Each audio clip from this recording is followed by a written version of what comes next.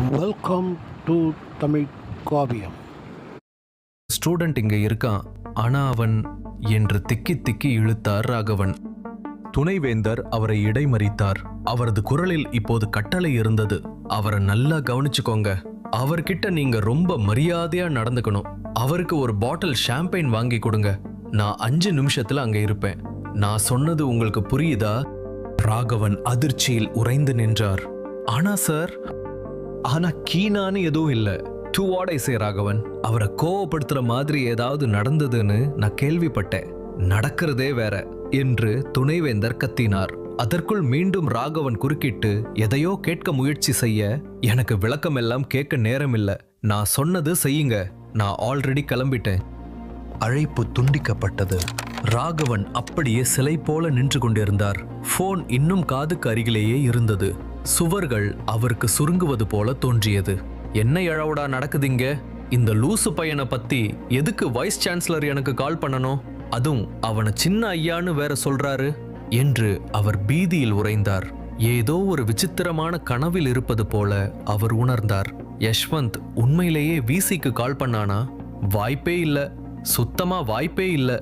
ஏதோ தப்பா நடந்திருக்கு, இல்ல ஏதோ பெரிய தப்பு நடந்திருக்கு. ஆனால் நடந்தது என்னவென்பதை அவரால் விளங்கிக் கொள்ள முடியவில்லை. யஷ்வந்தோ இவை எதற்கும் அசராமல் மிகவும் கூலாக அமர்ந்திருந்தான். அவன் முகத்தில் இருந்த அந்த நக்கல் சிரிப்பு அங்கிருந்தவர்களுக்கு ஒரு எரிச்சலை உண்டாக்கியது. அவன் இதையெல்லாம் ஒரு வேடிக்கை நாடகம் போல பார்த்து கொண்டிருந்தான். என்னாச்சு டீன்? போன்ல வைஸ் சான்சலர் என்ன சொன்னாரு? உங்க முகையே ஒரு மாதிரி கருத்து போயிருக்கு என்று யஷ்வந்த் கேட்டான். அவனது குரலில் ஒருவிதமான கேலி கலந்த அமைதி இருந்தது. அவன் சாதாரணமாக ஒரு காலை மற்றொன்றின் மீது போட்டுக்கொண்டு அந்த இருக்கையை தன் சொந்த இடத்தை போல பயன்படுத்தினான்.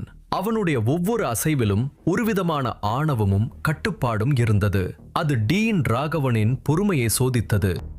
நீங்க எல்லாரும் என் ஆபீஸை விட்டு வெளியே போங்க. வைஸ் சான்சலர் வந்துட்டு இருக்காரு என்று ராகவன் கத்தினார். ஹலோ சார், ஏன் இவ்வளோ அவசரம் என்று யஷ்வந்த் கொஞ்சமும் அசராமல் கேட்டான். நம்மளோட டீலை மறந்துட்டீங்களா டீன்? வைஸ் சான்சலர் வராருன்னா நான் தான் முக்கியமா இங்க இருக்கணும். கார்த்திக் கோபத்தில் வெடித்தான். டேய், இது இனிமே விளையாட்டு இல்ல. உனக்கு காது கேட்கலையா? வைஸ் சான்சலர் வராரு. உனக்கு என்ன சுத்தமா பைத்தியம் பிடிச்சிருச்சா? அவர் வந்தா உன்னை துவைச்சு காய போட்டுடுவாரு. அப்புறம் கதறக்கூடாது. அறிவு கெட்ட நாயே என்று ஜெயந்த் அருவருப்புடன் கத்தினான். இன்னும் சீன் போட்டுட்டு இருக்கியா? இப்போவுமா? நீ உருவாக்குன இந்த பொய்யில இருந்து தப்பிக்க இதுதான் உனக்கு கடைசி சான்ஸ். வைஸ் சான்சலர் உன்னை வந்து பார்க்க போறாரா? என்ன ஜோக் இது? பெரிய கை தன் முஷ்டிகளை இறுக்கிக் கொண்டான். சத்தியமா சொல்றேன், இந்த கோமாளி மூஞ்சிய உடைக்கணும் போல இருக்கு. டீன், நீங்க மட்டும் ஒரு வார்த்தை சொல்லுங்க, இவனை இங்கேயே வச்சு ஒரு பாடம் கத்துக்க வைக்கிறேன். இவன் எவ்வளோ பெரிய ஃப்ராடுங்கிறது இப்பவே தெரிஞ்சிடும். யஷ்வந்த் அவர்களை திரும்பி பார்த்தான். நீங்க என்ன பேசிட்டு இருக்கீங்க? வைஸ் சான்சலர் எனக்காகத்தான் வராரு. நான் ஏன் இங்கிருந்து போகணும்? நீங்க தான் இங்கிருந்து கிளம்ப வேண்டிய நேரம் வந்துடுச்சு. நீங்க எல்லாரும் கிளம்புறது தான் உங்களுக்கு நல்லது. இதை கேட்டதும் கார்த்திக், ஜெயந்த், பெரிய கை ஆகிய மூவரும் சத்தமாக சிரிக்க ஆரம்பித்தனர். அந்த சிரிப்பு இப்போது பயத்தை மறைக்க போடும் வேஷம் போல இருந்தது. வைஸ் சான்சலர் எதுக்கு உனக்காக இங்க வரப்போறாரு என்று கார்த்திக் நக்கலாக கேட்டான். அவர் உன்கிட்ட வந்து ஹலோ சின்னையா எப்படி இருக்கீங்கன்னு கேட்க போறாரா? டேய், நீ ஏதோ படம் பார்த்துட்டு வந்து இங்க நடிக்கிற. இது ரியாலிட்டிடா, ஸ்கிரிப்ட் இல்ல. அவர் மட்டும் உன்னை ஒரு ஓரக்கண்ணுல பார்த்தா கூட நான் இந்த காலேஜ் பூரா அம்மனமா நடந்து போறேன் என்று ஜெயந்த் சிரித்தான். டீன் ராகவனுக்கு யஷ்வந்தின் ஆணவம் போதும் போதும் என்றாகிவிட்டது. அவர் குரூரமாக சிரித்தார். சரி, இப்படி வச்சுக்கலாமா? வைஸ் சான்சலர் உனக்காக வராருன்னு சொல்ற இல்ல, அப்ப எல்லாரும் இங்கேயே வெயிட் பண்ணுவோம். அவர் ஆபீஸ்க்குள்ள நுழையும் போது உன்னை அட்லீஸ்ட் ஒரு பார்வையாவது பாக்குறாரா இல்லையான்னு பாத்துருவோம். யாரும் எங்கேயும் போக போறதில்ல. வைஸ் சான்சலர் நம்ம எல்லாரையும் இங்கேயே சந்திப்பாரு. அப்ப நீ பொய் சொல்றியா இல்லையான்னு தெரிஞ்சிரும். அப்படி அவர் உன்னை திரும்பி பார்க்கலைன்னா நீ காலேஜை விட்டு நீக்கப்படுவ. அது மட்டும் இல்லாம இவங்க உன் பல்ல உடைப்பாங்க. இதுக்கு ஓகேவா? எனக்கு அதுல எந்த பிரச்சனையும் இல்ல டீன் என்று யஷ்வந்த் அமைதியாக பதிலளித்தான். ஆனா அவர் உள்ள வந்தா நீங்க தான் இந்த வேலையை விடணும். தயாரா? இன்னும் திமிராதான் பேசிட்டு இருக்க என்று கார்த்திக் ஆத்திரத்துடன் சொன்னான். வைஸ் சான்சலர் முதல்ல இங்க வரட்டும், அவர் மட்டும் உன்னை கண்டுக்காம போகட்டும், அப்புறம் இருக்கு உனக்கு கச்சேரி. உன்னை பார்த்து சிரிக்கிறதுக்காக நான் வெயிட் பண்ணிட்டு இருக்கேன். அது மட்டும் இல்லாம நம்ம டீல மறந்துடாத யஷ்வந்த் என்று டீன் ராகவன் நக்கலாக சுட்டி காட்டினார். நீ சொன்ன மாதிரியே இந்த முழு யூனிவர்சிட்டியையும் நீ வாங்கி ஆகணும். முடியலன்னா நீ இங்கிருந்து காலி பண்ணி தான் ஆகணும். நிச்சயமா டீன், நான் சொன்ன வாக்க மீற மாட்டேன் என்று எரிச்சலூட்டும் தன்னம்பிக்கையுடன் புன்னகைத்தான் யஷ்வந்த். இவன் வெள்ள பல்லையெல்லாம் உடைக்கணும் போல இருக்கு என்று பெரிய கை தன் முஷ்டியை ஓங்கி இடித்தான். அவர்கள் அனைவரும் யஷ்வந்தை ஒரு பைத்தியம் என்று பார்த்தார்கள். அவனை அவமானப்படுத்தி அவன் வாயை நிரந்தரமாக அடைக்க அவர்கள் ஆவலாக இருந்தார்கள். டீன் ராகவன் அவ்வப்போது ஜன்னல் வழியாக வெளியே பார்த்தார். கார்த்திக் யஷ்வந்தை முறைத்து கொண்டிருந்தான். ஒவ்வொரு கண்ணும் கதவின் மீது நிலைத்திருந்தது. கால கடிகாரத்தின் ஒவ்வொரு நொடியும் அவர்களுக்கு ஒரு யுகமாக நகர்ந்தது. இன்னும் ஒரு நிமிஷம்தான் இருக்கு என்று ஜெயந்த் கடிகாரத்தை பார்த்து சொன்னான். இவன் கதையை முடிக்க நான் ரெடியா இருக்கேன். டீன், நீங்க ஏன் இவனை இன்னும் இங்க உட்கார வச்சிருக்கீங்க? இவனை தூக்கி வெளியே போடுங்க. டீன் ராகவன் மௌனமாக இருந்தார். அவர் ஏதோ ஒன்றுக்காக காத்திருந்தார். அவர் மனதுக்குள் ஏதோ ஒரு பயம் ஓடிக்கொண்டிருந்தது. அந்த பயத்தை மறைக்க அவர் கோபத்தை பயன்படுத்தினார். நான் தான் சொன்னேனே என்று யஷ்வந்த் அமைதியாக சொன்னான். நீங்க எல்லாரும் அமைதியா இருந்தா நல்லது, ஏன்னா அவர் வந்துட்டாரு.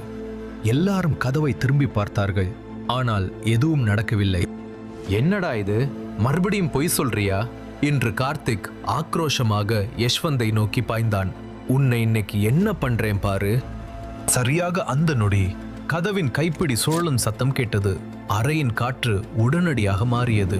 கார்த்திக் அப்படியே உறைந்து நின்றான். டீன் ராகவனின் ஆபீஸ் கதவு பலமாக திறந்தது. உள்ளே துணைவேந்தர் நுழைந்தார். அவரது நடையில் வேகம் இருந்தது. முகத்தில் பதற்றம் தெரிந்தது. ஆனால் அவர் கண்களில் ஒருவிதமான தேடல் இருந்தது. வெல்கம் சார் என்று டீன் ராகவன் பதற்றத்துடன் எழுந்து நின்று பணிவாக குனிந்து வணக்கம் சொன்னார். வாங்க சார், உங்களை எதிர்பார்த்துதான் என்று டீன் இழுக்க. ஆனால் துணைவேந்தர் டீன் ராகவனின் வரவேற்பை காதிலேயே வாங்கிக் கொள்ளவில்லை. பதட்டமான முகபாவத்துடன் அவர் பதட்டமான பார்வையுடன் அறையை ஒரு நொடி ஸ்கேன் செய்தார். அவர் குரலில் ஒரு பதற்றம் கலந்த அவசரம் இருந்தது. சின்ன ஐயா யஷ்வந்த் எங்க? அறையே உறைந்து போனது. ராகவன் அதிர்ச்சியில் வாயடைத்து நின்றார். கார்த்திக், ஜெயந்த், பெரிய கை ஆகியோரின் சிரிப்பு மறைந்து முகம் வெளிரி போனது. அவர்களின் கால்கள் நடுக்கமடைந்தன. யஷ்வந்த் அமைதியாக தன் இருக்கையில் அமர்ந்திருந்தான். அவனுடைய அந்த பதற்றமில்லாத முகத்தை பார்த்து துணைவேந்தர் வேகமாக அவனை நோக்கி நடந்தார். அது நான் தான் என்று யஷ்வந்த் தன் இருக்கையில் இருந்தபடியே மெதுவாக தன் கையை உயர்த்தி கூறினான். துணைவேந்தர் யஷ்வந்தின் அருகே வந்ததும் தன் தலையை குனிந்து அவரை பார்த்தார். அந்த அறைக்குள் இருந்த அனைவரும் மூச்சு கூட விடாமல் அந்த சூழலை வெறித்து கொண்டிருந்தனர். டீன் ராகவனின் உலகம் இப்போது நொறுங்கி போய்க் கொண்டிருந்தது. துணைவேந்தர் சந்திரசேகர் அறைக்குள் நுழைந்த வேகம் ஒரு சூறாவளியைப் போல இருந்தது. அவரது காலடி சத்தங்கள் அந்த தரை விரிப்பில் படபடவென ஒலித்தன. டீன் ராகவனின் வரவேற்பை காதிலேயே வாங்கிக் கொள்ளாத அவர் அறைக்குள் நுழைந்த நொடியே யஷ்வந்தை தேடினார். யஷ்வந்தை கண்டதும் அவரது முகத்தில் இருந்த பதற்றம் சட்டென மறைந்து ஒருவிதமான பணிவு அவரிடம் குடிபுகுந்தது. அவர் யஷ்வந்திடம் வேகமாகச் சென்று தன் இரு கரங்களையும் நீட்டி அவன் கைகளை பற்றி குலுக்கி லேசாக தலை குனிந்து மரியாதை செலுத்தினார். அந்தச் செயல் அறையிலிருந்த மற்றவர்களுக்கு பேரதிர்ச்சியை தந்தது. உங்களை சந்திச்சதுல ரொம்ப சந்தோஷம் சின்னையா. என் பெயர் சந்திரசேகர், இந்த காலேஜோட துணைவேந்தர் என்றார். என்னது, இங்கே என்ன நடக்குது என்று அந்த அறையில் இருந்த கார்த்திக், ஜெயந்த், பெரிய கை ஆகிய மூவரும் அதிர்ச்சியில் உறைந்து போயினர். அவர்கள் கண்கள் பிதுங்கி நின்றன. என்ன நடக்கிறது என்று அவர்களுக்கு புரியவில்லை. காலேஜின் உச்சபட்ச அதிகாரியான துணைவேந்தர் ஒரு மாணவன் என்று அவர்கள் நினைக்கும் யஷ்வந்திடம் இவ்வளவு பணிவாகவா பேசுவார்? இது ஏதோ சினிமா படம் போல தெரிந்தாலும் நடப்பது நிஜம் என்பது அவர்கள் முதுகுத்தண்டில் ஒரு பயத்தை ஏற்படுத்தியது. டீன் ராகவன் அப்படியே உறைந்து போய் நின்றார். அவருக்கு தன் காதுகளையே நம்ப முடியவில்லை. துணைவேந்தர் ஏன் இப்படி பதறுகிறார்? ஏன் இவ்வளவு மரியாதையாக இருக்கிறார்? இது கற்பனைக்கு எட்டாத விஷயம். அவரது இதய துடிப்பு எகிரியது. துணைவேந்தர் சந்திரசேகர் தான் வந்து சேர்ந்திருக்கும் இந்த சூழலின் தீவிரத்தை உணர்ந்து கொண்டார். டீன் ராகவன் அங்கிருந்த 3 மாணவர்களுடன் நிற்பதை பார்த்ததும் அவர் முகம் மாறியது. இதுபோன்ற இடங்களில் தேவையில்லாத நபர்கள் இருப்பதை அவர் விரும்பவில்லை. மிஸ்டர் ராகவன், உங்க ஆபீஸ்ல இருக்கிற இந்த 3 பசங்க யாரு? எதுக்காக இவங்களை இங்க நிக்க வச்சிருக்கீங்க என்று அவர் புருவங்களை சுருக்கி ஒருவித அதிகார துணியுடன் கேட்டார். டீன் ராகவன் தன் திகைப்பிலிருந்து மீள முடியாமல் அவங்க ஸ்டூடெண்ட் சார் என்று திக்கி திக்கி இழுத்தார். முதல்ல அவங்கள ஆபீஸ்ல இருந்து வெளியே போக சொல்லுங்க. நான் வரப்போற விஷயத்த உங்ககிட்ட முன்னாடியே சொல்லியிருந்தனா இல்லையா? அப்புறம் எதுக்காக அவங்கள அனுப்பாம இங்கேயே நிக்க வச்சிருக்கீங்க? எனக்கு சின்ன ஐயா கூட முக்கியமான விஷயம் பேச வேண்டியிருக்கு என்று அந்த மாணவர்களை சற்றும் மதிக்காமல் உத்தரவிட்டார் சந்திரசேகர். அதன் பின் படபடப்பான முகத்துடன் சந்திரசேகர் யஷ்வந்திடம் திரும்பி, இல்லனா சின்னையா, நாம என் ஆபீஸ்க்கு போய் பேசலாமா? அங்க இன்னும் கொஞ்சம் பிரைவசியா இருக்கும் என்று தயக்கத்துடன் கேட்டார்.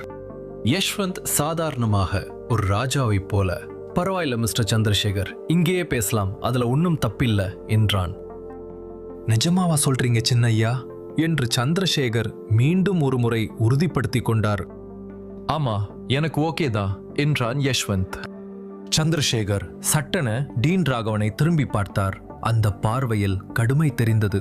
அந்த பசங்களை வெளியே அனுப்புங்க இப்பவே என்று கூற, யஷ்வந்த் தன் கையை அலட்சியமாக அசைத்து, அவங்கள வெளியே வெயிட் பண்ண சொல்லுங்க, அவங்க கிட்ட எனக்கு இன்னும் கொஞ்சம் முடிக்க வேண்டிய வேலை இருக்கு என்றான். அவன் கண்களில் ஒரு குரூரமான மகிழ்ச்சி தெரிந்தது. தான் உருவாக்கிய இந்த சூழலை அவன் நன்றாக ரசித்தான். ஐயா சொன்னதை கேட்டீங்கல்ல, ஆபீஸை விட்டு வெளியே போய் வெயிட் பண்ணுங்க என்று சந்திரசேகர் அந்த மாணவர்களிடம் திரும்பி கராராக சொன்னார். அந்த 3 மாணவர்களும் கார்த்திக், ஜெயந்த், பெரிய கை திகைப்பில் உறைந்து போய் நின்றார்கள். என்ன இங்கே நடக்கிறது என்று அவர்களுக்குள் தோன்றியது. துணைவேந்தர் எப்படி இந்த ஏழை பையனிடம் இருந்து ஆர்டர் வாங்கலாம்? அவர்களுக்கு கோபமும் எரிச்சலும் பொங்கியது. அவர்கள் நகர தயங்கியதை கவனித்த சந்திரசேகர் புருவங்களை சுருக்கினார். இந்த முறை கோபத்தை மறைக்கவில்லை. நான் சொன்னது உங்க காதுல விழலையா? இன்னும் என்ன பண்ணிட்டு இருக்கீங்க இங்க? வெளியே போங்க, கூப்பிடுற வரைக்கும் வெயிட் பண்ணுங்க. அவருடைய உறுதியான குரல் அந்த மாணவர்களை அசைய வைத்தது. அவர்கள் மெதுவாக ஆபீஸை விட்டு வெளியேறினார்கள். ஆனாலும் அவர்கள் முகத்தில் இருந்த அந்த அதிர்ச்சியும் குழப்பமும் கொஞ்சமும் குறையவில்லை. அவர்கள் வெளியேறிய பிறகு யஷ்வந்த் டீன் ராகவனின் கண்களை நேருக்கு நேராக பார்த்தபடி சந்திரசேகரிடம், நான் சொன்ன மாதிரி மிஸ்டர் சந்திரசேகர், எனக்கு இங்க முடிக்கப்படாத ஒரு வேலை இருக்கு, ஒரு பந்தயம், அதை முடிக்கணும். சோ நம்ம டிரான்சாக்ஷனை இப்ப ஆரம்பிக்கலாமா என்று கேட்டான். சந்திரசேகர் வேகமாக தலையாட்டிவிட்டு டீன் ராகவனின் இருக்கையில் சென்று அமர்ந்தார். நிச்சயமா சின்ன ஐயா, ஆரம்பிக்கலாம். தன் கண் முன்னே நடந்து கொண்டிருக்கும் விஷயங்களை பார்த்த டீன் ராகவனின் கைகள் நடுங்கின. உடல் அப்படியே ஜில்லிட்டது. இது கனவா அல்லது ஏதாவது விபரீதமா? ஒருவேளை மதிய உணவு சாப்பிட்ட பிறகு ஏதோ ஒரு மோசமான கனவில் சிக்கிக் கொண்டேனோ என்று அவருக்கு தோன்றியது. அந்த சந்தேகம் அவரை ஒரு கட்டத்தில் ஆட்கொண்டது. தன்னுடைய கெட்ட கனவிலிருந்து விழித்து கொள்ள வேண்டும் என்ற ஆத்திரத்தில் டீன் ராகவன் தன் உதட்டை ஓங்கி கடித்தார். ரத்தம் வரும் அளவுக்கு வலித்தது. ஆனால் அவர் விழிக்கவில்லை.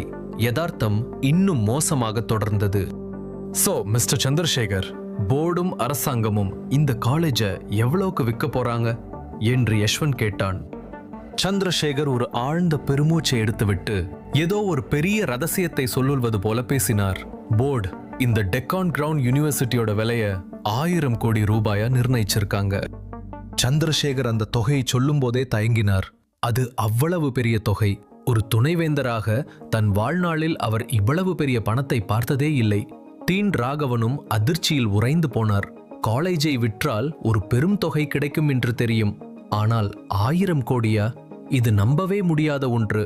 பூமகளூர் நகரத்துல இருக்கிற பெரிய பணக்காரங்க நினைச்சா கூட இவ்வளவு பணத்தை ஒரே நேரத்துல புரட்ட முடியாது.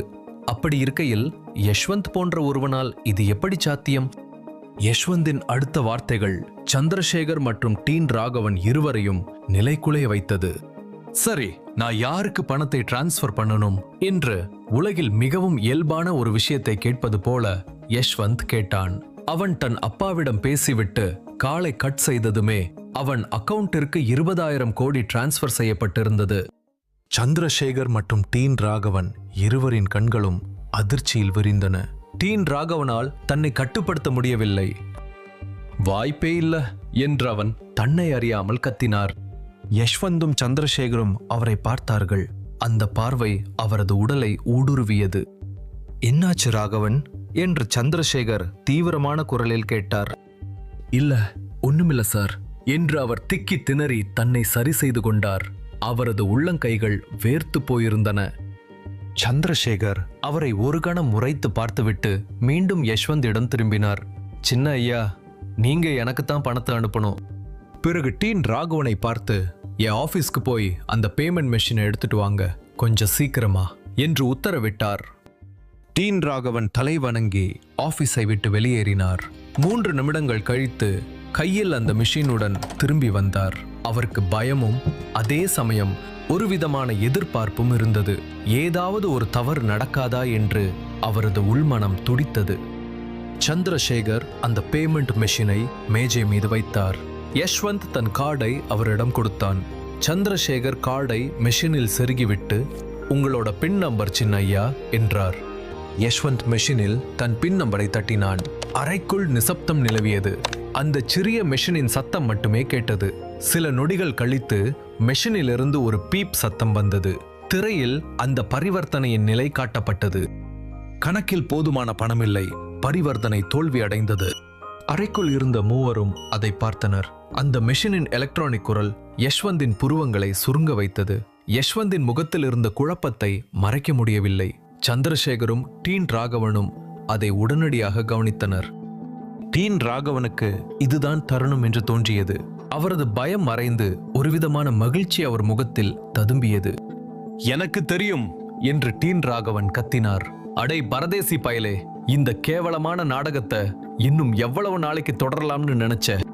ஒவ்வொரு வார்த்தைக்கும் தன் குரலை உயர்த்தியபடி அவர் ஒரு அடி முன்னால் வந்தார். உனக்கு என்னடா பைத்தியம் பிடிச்சிருக்கா? முழு யூனிவர்சிட்டியும் வாங்க போறியா?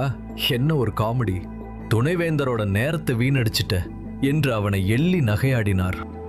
ராகவன் யஷ்வந்தை ஒரு முழுமையான முட்டாள் என்று பார்த்தார். இத்தனை நேரம் அவர் கையில் இருந்த பயம் இப்போது அவர் மார்பில் நிறைந்திருந்த திருப்தியால் அடித்துச் செல்லப்பட்டது. அவருக்கு ஒரு பெரிய பாரம் குறைந்திருந்தது. அவர் பயந்ததற்கு பதில் இப்போது ஏளனம்தான் மிஞ்சியது. அப்பாடா, இந்த நாய் ஒரு நிமிஷம் என்ன நிஜமாவே பயமுறுத்திட்டான். இவனால 1000 கோடி ரூபாய் கொடுக்க முடியும்னு நம்பவே ஆரம்பிச்சிட்டேன் என்று ராகவன் தனக்குள் நினைத்து கொண்டார். அவர் அவ்வளவு நேரம் பயந்ததற்கு காரணம் எளிமையானது. அவருக்கு ஒரு விஷயம் மட்டும் புரியவே இல்லை. துணைவேந்தர் ஏன் இந்த லூசு பையன்கிட்ட இவ்வளவு மரியாதையா நடந்துகிட்டார்? ஆனால் இப்போது பரிவர்த்தனை தோல்வி அடைந்தவுடன் அவருக்கு எல்லாம் தெளிவாக தெரிந்தது. இது ஏதோ ஒரு பெரிய ஏமாற்று வேலை. நிச்சயமா இவன் தான் பிளான் பண்ணி அவரை ஏமாத்த பார்க்கறான். இவன் கையில 1 ரூபாய் கூட இல்ல, ஆனா காலேஜ் வாங்குறேன்னு சொல்லிட்டு இருக்கான். என்ன ஒரு வேஷம் என்று டீன் ராகவன் இன்னும் உரக்க கத்தினார். யஷ்வந்த் அமைதியாக இருந்தான். ஆனால் அவனது அமைதி ராகவனை இன்னும் எரிச்சல் ஊட்டியது. ஏன் பேசாம இருக்க? மாட்டிக்கிட்டியா? உன்ன மாதிரி 1000 பேரை நான் பார்த்திருக்கேன். இப்போவே இவனை போலீஸ்ல ஒப்படைக்கணும் சார். இவன் தான் இந்த காலேஜ்ல பெரிய மோசடிக்கார. சந்திரசேகர் இதுவரை ராகவனின் பேச்சை அமைதியாக கேட்டுக்கொண்டிருந்தார். ராகவன் ஒவ்வொரு வார்த்தையாக குட்டிய போது சந்திரசேகரின் முகம் சிவந்து கொண்டே வந்தது.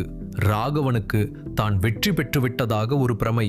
அந்த பிரமையில் அவர் எதையெதையோ பேசிவிட்டார். உங்களுக்கு என்ன பைத்தியம் பிடிச்சிருச்சா என்று சந்திரசேகர் திடீரென டீன் ராகவனை பார்த்து கோபத்துடன் திரும்பினார். அவரது முகம் சிவந்தது. சின்ன ஐயா கிட்ட எப்படி இந்த மாதிரி பேசலாம்? மேனஸ் தெரியாதா உங்களுக்கு? சார், இவ ஒன்னும் சின்ன ஐயா கிடையாது என்று டீன் ராகவன் இன்னும் துணிச்சலுடன் ஒரு மரியாதையான துணியை வரவழைத்து கொண்டு விளக்க முயன்றார். இவ இந்த யூனிவர்சிட்டியில ஒரு பிச்சைக்கார. நீங்க வேணா யார வேணாலும் கேட்டு பாருங்க. இவன் கதை விடுறான்.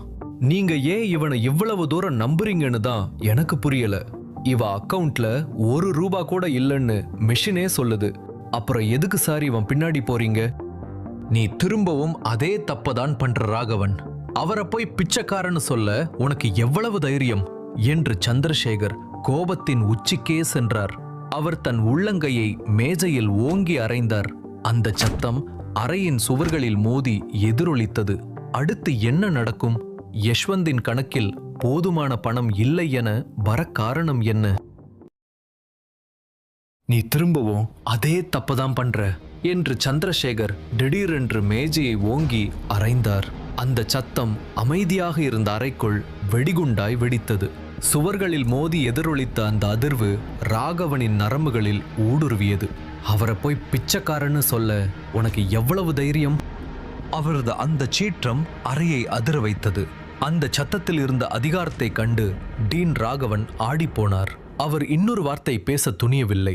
வாய் லேசாக திறந்தது. ஆனால் எந்த சத்தமும் வரவில்லை. அவர் அப்படியே உறைந்து நின்றார்.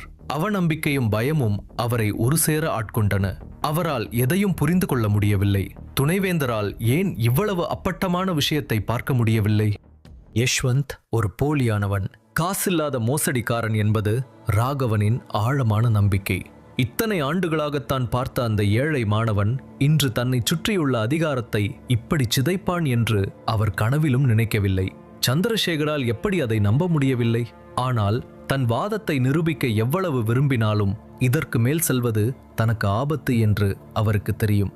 அதிகாரம் பேசுவதை விட மௌனம் காப்பதே மேல் என நினைத்து தன் நாவை அடக்கிக் கொண்டார்.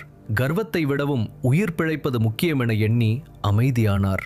ஆனால் அந்த அமைதி அவருக்குள் பெரிய போராட்டத்தை உருவாக்கியது. அதே நேரத்தில் யஷ்வந்தின் முகத்தில் ஒரு மெல்லிய சுருக்கம். அவனது பார்வை எங்கோ ஒரு புள்ளியில் நிலைத்திருந்தது. பரிவர்த்தனை தோல்வி அடைந்ததில் அவனுக்கு சிறு குழப்பம் இருக்கத்தான் செய்தது. அக்கவுண்ட்ல தான் பணம் இருந்தது, அப்புறம் ஏன் பேலன்ஸ் இல்லைன்னு வந்துச்சு? ஒரு நொடியை கூட வீணாக்காமல் அவன் தன் போனை எடுத்து அக்கவுண்ட் பேலன்ஸை சரிபார்த்தான். பல கோடிகள் அங்கேதான் இருந்தன. அப்படியென்றால் என்ன தவறு? தன் மனதை ஒரு கணம் கூர்மைப்படுத்தினான். சட்டென்று அவனுக்கு உண்மை உரைத்தது. ஒரு மெல்லிய புன்னகையுடன் தனக்குள் சிரித்து கொண்டான். அடடா, நானே தப்பு பண்ணிட்ட என்று முணுமுணுத்தவன் தன் பாக்கெட்டில் கைவிட்டு இன்னொரு டெபிட் கார்டை எடுத்தான். தப்பான கார்டை யூஸ் பண்ணிட்ட. அருகில் நின்றிருந்த சந்திரசேகர் மிக மரியாதையுடன் தலையசைத்தார். ஒரு பிரச்சனையும் இல்லை சின்னையா, திரும்ப ட்ரை பண்ணலாம். அவர் யஷ்வந்திடம் இருந்து புதிய கார்டை இரு கைகளாலும் வாங்கி கொண்டார். அந்த செயல் ஒரு அரச குடும்பத்திற்கு சேவை செய்வது போல அமைந்திருந்தது. அந்த காட்சி டீன் ராகவனின் ரத்தத்தை குதிக்க வைத்தது. அவரால் மீண்டும் மௌனமாக இருக்க முடியவில்லை. அடே லூசு என்று அவர் கத்த, அந்த சத்தம் அறையின் அமைதியை கிழித்தது. இன்னும் இந்த நாடகத்தை தொடரணுமா? அந்த 2வது கார்டும் வேலை செய்யாது. ஏன் தெரியுமா? அவரது கண்கள் யஷ்வந்தை வெறுப்புடன் பார்த்தன. ஏனா நீ ஒரு பரம ஏழை. இங்க நடக்கிறது வெறும் பித்தலாட்டம். சந்திரசேகரின் தலை மின்னல் வேகத்தில் திரும்பியது. அவர் முகம் கோபத்தில் கருத்தது. ஷட் அப் ராகவன் என்று அவர் அதட்டினார். நான் இவ்வளோ சொல்லியும் உனக்கு என் மேலேயே மரியாதை இல்லைன்னா நான் உன்னை பர்சனலா கவனிக்க வேண்டியிருக்கும். அவர் குரலில் இருந்த விஷம் காற்றை உறைய வைத்தது. டீன் ராகவன் கஷ்டப்பட்டு எச்சிலை விழுங்கினார். சந்திரசேகரின் கண்கள் அப்பட்டமாக உண்மையை உறக்கச் சொன்னன. அவர் நடிப்பதாக தெரியவில்லை. டீன் தன் தாடையை இறுக்கிக் கொண்டு பின்வாங்கினார். கர்வத்தை விட யதார்த்தம் பெரியது. துணைவேந்தரை இன்னும் கோபப்படுத்துவது தனக்கு தேவையில்லாத ஒன்று. அதனால் அவர் மேலும் எதுவும் பேசவில்லை. ஆனால் அந்த அவமானம் அவர் உள்ளுக்குள் நெருப்பாய் எரிந்தது. சந்திரசேகர் அவரை ஒரு அருவருப்பான பார்வை பார்த்தார். சந்திரசேகரை பொறுத்தவரை டீன் ராகவன் ஒரு முட்டாளைப் போல தன்னைத்தானே அழித்து கொண்டிருந்தார். கிருஷ்ணா குடும்பத்தின் வாரிசின் பண பரிவர்த்தனையை கையாள வேண்டும் என்பதற்காக போட் தன்னை தனிப்பட்ட முறையில் தொடர்பு கொண்டது துணைவேந்தருக்கு மட்டுமே தெரியும். அதுவும் வீட்டிலிருந்தே தன்னை அழைத்து பேசிய அந்த பெரிய மனிதரின் குரல் டீன் ராகவனுக்கு எப்படி தெரிந்திருக்க முடியும்? தேசத்தின் அதிகார பீடத்தின் உச்சியில் இருப்பவர்களுக்கே அந்த மனிதனை பற்றி தெரியாததில்லை. கிருஷ்ணா குடும்பத்தின் தற்போதைய தலைவர். அவர் பெயர் பொதுமக்களிடையே பரவலாக தெரியாது. ஆனால் அவர் பெயரை சொன்னாலே நடுங்கும் நபர்கள் பலர் உண்டு. சந்திரசேகர் இந்த விஷயத்தை மிகுந்த தீவிரத்துடன் கையாள எச்சரிக்கப்பட்டிருந்தார். ஆனால் டீன் ராகவனோ அவரை பிச்சைக்காரன் என்று அழைக்க துணிந்தார். இந்த அவமானத்துக்கு இந்த நாய் விலை கொடுத்தே ஆகணும். டிரான்சாக்ஷன் முடிஞ்சதும் இவனை ஒரு கை பார்த்துக்கிற. சந்திரசேகர் யஷ்வந்திடம் திரும்பினார். அவன் முற்றிலும் அமைதியாக இருந்தான். அது சந்திரசேகருக்கு பாராட்டு மற்றும் மரியாதை கலந்த புன்னகையை வரவழைத்தது. தொந்தரவுக்கு மன்னிக்கிடும் சின்னையா, நான் இப்ப பரிவர்த்தனையை தொடங்குற. அவர் கார்டை மெஷினில் செருகினார். யஷ்வந்த் எந்த தயக்கமும் இல்லாமல் தன் பின் நம்பரை உள்ளிட்டான். இந்த முறை அந்த மெஷின் பரிவர்த்தனையை செயல்படுத்த தொடங்கியது. டீன் ராகவனின் கண்கள் திரையிலேயே பதிந்திருந்தன. முன்பு வந்த அதே தோல்வி செய்தியை பார்க்க அவர் காத்திருந்தார். நம்பிக்கை மிஞ்சியிருந்தது. ஆனால் திரை மாறியது. டிரான்சாக்ஷன் சக்சஸ்ஃபுல்லி கம்ப்ளீட்டட் என்ற வார்த்தைகள் திரை முழுவதும் மின்னின. டீன் ராகவன் செய்த ஒவ்வொரு அனுமானத்தையும் அவை எள்ளி நகையாடின. என்ன, டிரான்சாக்ஷன் சக்சஸ் ஆயிடுச்சா? தரை தன்னைத்தானே பிளந்து கொண்டது போல இருந்தது. ராகவனின் முட்டிகள் தள்ளாடின. அவர் பார்வை மங்கியது. சமநிலையை இழக்காமல் இருக்க அவர் மேச்சையை பிடித்துக் கொள்ள வேண்டியிருந்தது. அவர் கண்களை சிமிட்டினார். வேறு பக்கம் பார்த்தார். மீண்டும் பார்த்தார். ஆனால் முடிவு மாறவில்லை. அந்த மிஷினின் திரையில் 1000 கோடி ரூபாய் பரிவர்த்தனை வெற்றிகரமாக நடந்ததற்கான சான்று பிரகாசமாக ஒளிர்ந்தது. 1000 கோடியா? எப்படி? அவர் மூளை அந்த யதார்த்தத்தை நிராகரிக்க முயற்சித்தது. சுத்தியலால் அடிப்பது போல தலையில் வலி. ஒரு கணம் மயங்கி விடுவோமோ என்று பயந்தார். அந்த எண்ணின் பாரம் அவர் எண்ணங்களை சுழல வைத்தது. இது உண்மையாக இருக்க முடியாது. இது ஏதோ ஒரு பெரிய தந்திரமாக, கனவாக இருக்க வேண்டும். ஆனால் உண்மை அவரை நேருக்கு நேர் பார்த்தது. அவரால் மூச்சு விடக்கூட முடியவில்லை. அறையில் நிசப்தம் நிலவியது. அந்த மெஷினின் வெளிச்சம் மட்டும் டீன் ராகவனின் முகத்தில் பட்டு அவரது பயத்தை இன்னும் அதிகமாக காட்டியது. இத்தனை நேரம் தான் இகழ்ந்து பேசிய ஒருவன் தன் கண் முன்னே ஒட்டுமொத்த பல்கலைக்கழகத்தையும் விலைக்கு வாங்கிவிட்டான் என்பதை அவரால் ஜீரணிக்க முடியவில்லை. இது எப்படி சாத்தியம்? டீன் ராகவன் தனக்குத்தானே முணுமுணுத்துக் கொண்டார். யஷ்வந்தா, டெக்கான் கிரவுன் யூனிவர்சிட்டியின் பிச்சைக்காரனா? எடுபிடி பையனா? மதிய உணவுக்காக சின்ன வேலைகளை செய்யும் மாணவனா? அவன் இப்போது முழு யூனிவர்சிட்டியையும் வாங்கிவிட்டானா? ஒவ்வொரு வினாடியும் டீன் ராகவனின் மார்பு இறுக்கியது. இதயம் காதுகளில் போர் முரசு போல அதிர்ந்தது. இதுவே நீடித்தால் மாரடைப்பு வந்துவிடுமோ என்று பயந்தார். அவர் கண்கள் யஷ்வந்தின் கண்களை சந்தித்தன. அதே ஆணவமான, குறும்புத்தனமான புன்னகை அந்த பையனின் முகத்தில் ஒரு கட்டி போல வளைந்திருந்தது. அமைதியாக, ரசனையுடன், கொடூரமாக. யஷ்வந்த் எதையும் பெரிதாக எடுத்துக்கொள்ளவில்லை. ஒரு சாக்லேட் வாங்குவதைப் போல அந்த பரிவர்த்தனையை முடித்திருந்தான். ஒரு குளிர் நடுக்கம் டீன் ராகவனின் முதுகெலும்பில் பாய்ந்தது. யஷ்வந்த் ஒரு வார்த்தை கூட சொல்ல வேண்டியதில்லை. அவனுடைய புன்னகையே எல்லாவற்றையும் சொல்லிவிட்டது. 1000 கோடி ரூபாய் பரிவர்த்தனை முடிந்த பிறகு அந்த முழு அலுவலகமும் மயான அமைதியில் மூழ்கியது. யாராவது பேசினால் அந்த அமைதி உடையும் என்பது போல மூச்சு விடுவது கூட கடினமாக இருந்தது. திடீரென்று ஒரு தொலைபேசியின் கூர்மையான ஒலி அந்த மௌனத்தை கலைத்தது. துணைவேந்தர் சந்திரசேகர் அவசரமாக தன் பாக்கெட்டிலிருந்து போனை எடுத்து திரையை பார்த்தார்.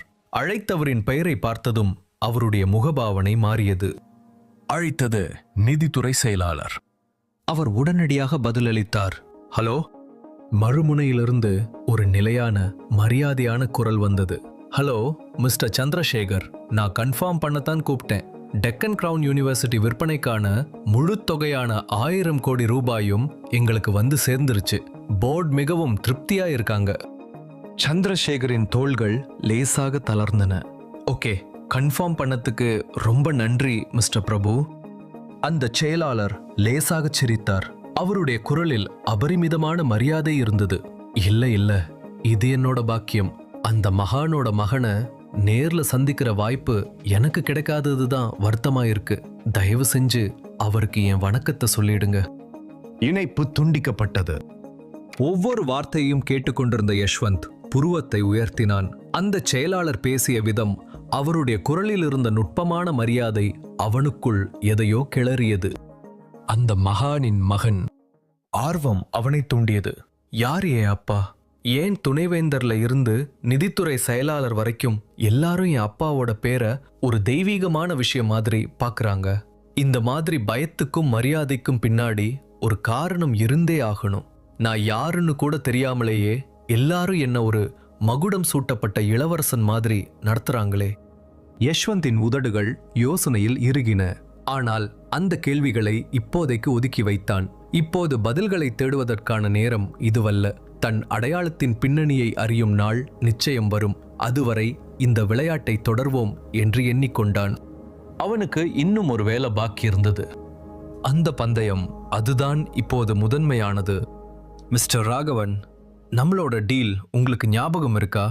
என்று யஷ்வந்த் கேட்க அவனுடைய உதடுகளில் ஒரு குறும்பு புன்னகை நெளிந்தது. அந்த வார்த்தைகள் காதில் விழுந்த நொடியில் டீன் ராகவனின் நெற்றியில் ஒரு வேர்வை துளி வழிந்தது. அவருடைய மார்பு இறுக்கி உள்ளுக்குள் பீதி பரவியது. இத்தனை நேரம் கர்வத்தில் இருந்தவர் இப்போது வெறும் தூசி போல தன்னை உணர்ந்தார். யஷ்வந்த் இன்னொரு வார்த்தை பேசுவதற்குள் அவர் மண்டியிட்டு தரையில் விழுந்து வணங்கினார். அவருடைய குரல் நடுங்கியது. சின்ன ஐயா, தயவு செஞ்சு என் முட்டாள்தனத்துக்கு என்ன மன்னிச்சிருங்க. நான் பெரிய தப்பு பண்ணிட்டேன். நீங்க இவ்வளோ பெரிய ஆளா இருப்பீங்கன்னு எனக்கு தெரியாம போச்சு. என்ன மன்னிச்சிருங்க. டீன் இவ்வளவு சீக்கிரம் பணிந்து போனதை கண்டு யஷ்வந்த் ஒரு கணம் ஆச்சரியப்பட்டான். அவர் இவ்வளவு எளிதாக தன் தவறை ஒப்புக்கொள்வார் என்று அவன் எதிர்பார்க்கவில்லை. ஆனால் பிறகு அவன் லேசாகச் சிரித்தான். இது இயல்புதானே. அதிகாரத்தின் முன் அற்பத்தனமானவர்கள் மண்டியிடுவதுதானே வழி என்று எண்ணி சிரித்து கொண்டான்.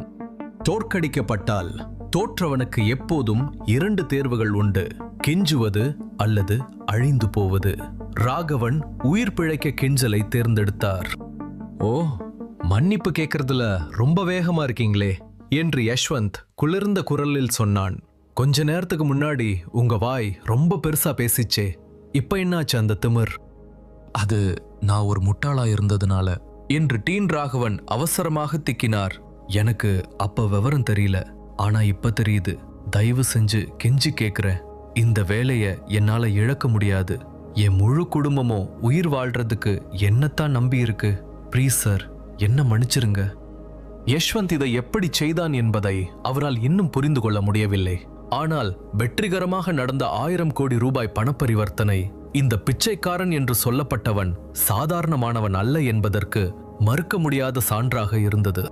டீன் ராகவன் முடியாததை எப்படி புரிந்து கொள்வது என்று நேரத்தை வீணடிப்பதற்கு பதிலாக தன் வாழ்வாதாரத்திற்காக கெஞ்சுவதுதான் புத்திசாலித்தனம் என்று உணர்ந்திருந்தார். அந்த பயம் அவரை முழுமையாக மாற்றியிருந்தது. அவனது கர்வத்தை அந்த பணப்பரிவர்த்தனை அடித்துச் சென்றிருந்தது. மிஸ்டர் ராகவன், உங்களதா வேலையை விட்டு நீக்கிற. யஷ்வந்த் அவருடைய கெஞ்சல்களை புறக்கணித்து அறிவித்தான். டீல்னா டீல் தான். உங்களுக்கு இந்த யூனிவர்சிட்டியில ஒர்க் பண்ற தகுதி இல்ல. உங்களுக்கான வேலையை நீங்களே தேடிக்கோங்க.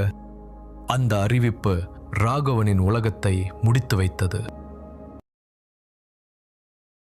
மிஸ்டர் ராகவன், உங்களை வேலையை விட்டு தூக்கியாச்சு என்று யஷ்வந்த் அவருடைய கெஞ்சல்களை புறக்கணித்து அறிவித்தான். பந்தயம்னா பந்தயம்தான். வேண்டாம் சின்ன ஐயா, தயவு செஞ்சு என்ன மன்னிச்சிடுங்க என்று டீன் ராகவன் கதற அவருடைய குரல் உடைந்தது. தன் நெற்றியை தரையில் இன்னும் ஆழமாக அழுத்தினார். நான் செஞ்ச தப்புக்கு பிராயச்சித்தமா என்ன வேணும்னாலும் செய்யற. அவருடைய குரலில் இருந்த விரக்தி தெளிவாக தெரிந்தது. அவருடைய வேலைதான் அவருக்கு எல்லாமே. அது இல்லாமல் போனால் அவரும் அவருடைய குடும்பமும் தங்களுக்காக கட்டி எழுப்பியிருந்த அந்த வசதியான வாழ்க்கை ஒரே இரவில் நொறுங்கிவிடும். ஓ அப்படியா? எனக்காக வேலை செய்ய நீங்க என்ன வேணும்னாலும் செய்ய தயாரா இருக்கீங்கன்னு சொல்றீங்களா என்று யஷ்வந்த் தலையை சாய்த்து மனதில் ஒரு யோசனை தோன்றியதும் கேட்டான். ஆமாம் ஆமாம் சின்னையா, நான் என்ன வேணும்னாலும் செய்வேன் என்று டீன் ராகவன் வெறித்தனமான குரலில் கதறினார். ரொம்ப நல்லது. யஷ்வந்த் 3 விரல்களை காற்றில் உயர்த்தினான். உங்களுக்கு உங்க வேலை திரும்ப வேணும்னா என்கிட்ட 3 கண்டிஷன்ஸ் இருக்கு. அதை நிறைவேற்றினீங்கன்னா நான் வேலையை உங்களுக்கு திருப்பி கொடுப்பேன். சின்னையா, நான் என்ன வேணும்னாலும் செய்வேன். தயவு செஞ்சு அந்த கண்டிஷன்ஸை சொல்லுங்க என்று டீன் ராகவன் ஆவலுடன் பதிலளித்தார். அவருடைய கண்கள் விரக்தியால் விரிந்திருந்தன. குட். ஃபர்ஸ்ட் கண்டிஷன், நீங்க முட்டி போட்டு கை கட்டி என்ன பாஸ்னு கூப்பிடணும். ஏன்னா நான் இந்த முழு யூனிவர்சிட்டியும் வாங்கினா அப்படித்தானே செய்வேன்னு கொஞ்ச நேரத்துக்கு நீங்க ப்ராமிஸ் பண்ணீங்க என்று யஷ்வந்த் தன் இருக்கையில் வசதியாக சாய்ந்து கொண்டு சொன்னான். டீன் ராகவன் ஏற்கனவே மண்டியிட்டு இருந்ததால் அவர் அவமானத்தால் முகம் எரிய யஷ்வந்தை பார்த்து அந்த வார்த்தையை வெளியே தள்ளினார். பாஸ், நீங்க தான் என் பாஸ். யஷ்வந்த் ஒரு கையை தன் காதருகே வைத்து காது கேட்காதது போல நடித்தான். சாரி, எனக்கு சரியா கேட்கல. என்ன சொன்னீங்க? டீன் ராகவனின் தொண்டை இறுகியது. ஆனால் இந்த முறை அவர் குரலை உயர்த்தினார். நீங்க தான் என் பாஸ்னு சொன்னேன். அவருடைய தன்மானம் சுக்கு நூறாக உடைந்தது. ஆனால் அவர் அதை பற்றி கவலைப்படவில்லை. அது அவருடைய வேலையை காப்பாற்றும் என்றால் யஷ்வந்த் கேட்டால் நாயை போல குறைக்க கூட அவர் தயாராக இருந்தார். குட். யஷ்வந்தின் புன்னகை விரிந்தது. அவன் லேசாக முன்னோக்கி சாய்ந்து அந்த தருணத்தை ரசித்தான். ஒரு கண்டிஷன் முடிஞ்சது. இப்ப 2வது கண்டிஷனுக்கு போலாம். 2வது கண்டிஷன் என்ன சின்னையா என்று டீன் ராகவன் விரைவாக கேட்டார். கிட்டத்தட்ட கீழ்ப்படிய தயாராக இருந்தார். ஆனால் பயம் அவர் நெஞ்சை கவ்வியது. யஷ்வந்தின் முகபாவனை மாறவில்லை.